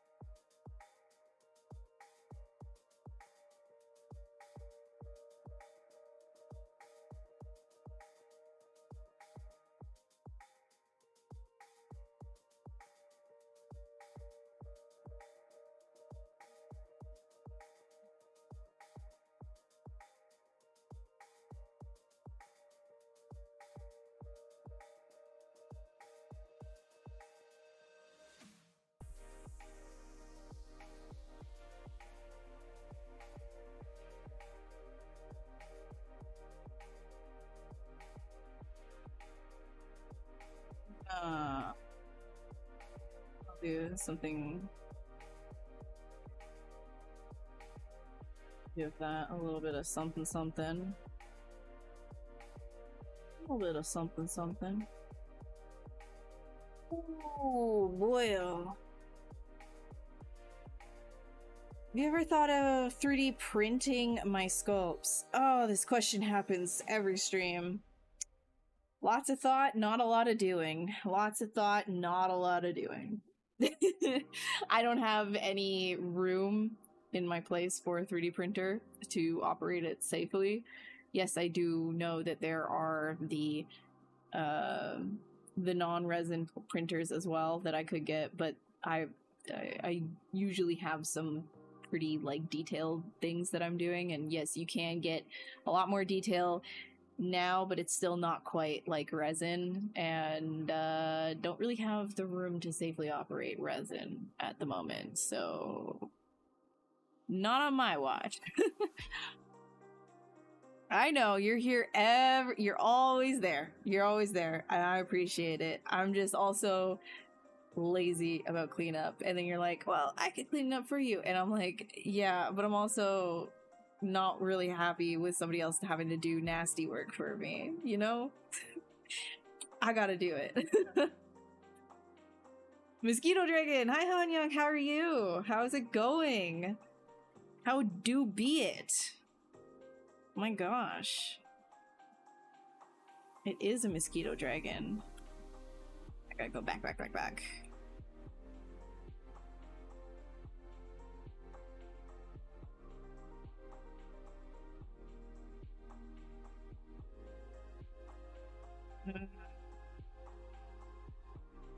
Oh man, the tired. Oh no. I think what I'm gonna do, I'm gonna go and eat before I ruin this, totally ruin this. I'm not gonna ruin it, but it's just like, I'm gonna go eat, chill, and then maybe I'll do a little bit more tonight on my own time before I post it or something. I don't know. Maybe I'll just drop it. We'll see. I don't really know, but it's dragon month, so we're doing them dragons. How's the traditional painting going? It's good. I gave away already the one that I had been working on back there. You can't even see. There's nothing back there now, but you guys are not going to see it. It's a personal thing for somebody, my family. So, but yeah, it's good. I like it. I like it a lot. I like my little station there. I like being able to have a different thing to do that is not digital. That is great. And it just like, it's one of those things where you just get sucked into it. Like, yeah, you can get like obsessive over 3D art, but there's something about actually just the tactile nature of paint and doing it directly with your hands that is just, it is not the same. It's different. It's different for sure. And I really like it. Really, really like it. Cleaning up other people's work. I know, but I don't feel comfy with it. Maybe some consideration into that, right? It's fine. It's fine. All right, I'm gonna put this on the screen right now, like so. This was our dude tonight. Lots of fun. Yay. Yeah, so if you're interested in any of my future streams, as always, links right here, acubed.art/links. I will give you that in the chat as well. And if you're interested in the other amazing artists that also stream on this channel, lots of different workflows. It's not just like me and my woo-woo, you know. If you're interested in all of their amazing workflows as well, definitely check out the Maxon stream. So if you follow on their YouTube channel or on Twitch as well, you will be able to see whenever somebody is going live on this channel, because this one isn't mine. Mine is out of commission currently, but maybe it'll come back. Maybe. I mean, I don't know. Anyways, I'm gonna go eat, and I'll see you again in probably 2 weeks from now, meaning September the 3rd. I should be back for another stream, and maybe it won't be a dragon this time because August was Dragon Month. All right, you're getting dengue looking. Nice, dude. You're getting malaria just looking at. Nice, dude. Nice. That's sick. Okay. Go get your shots. All right. Bye, everybody. Have a great rest of your evening. I'll see you in the next one. Thank you so much for stopping by. Toodles. Bye-bye.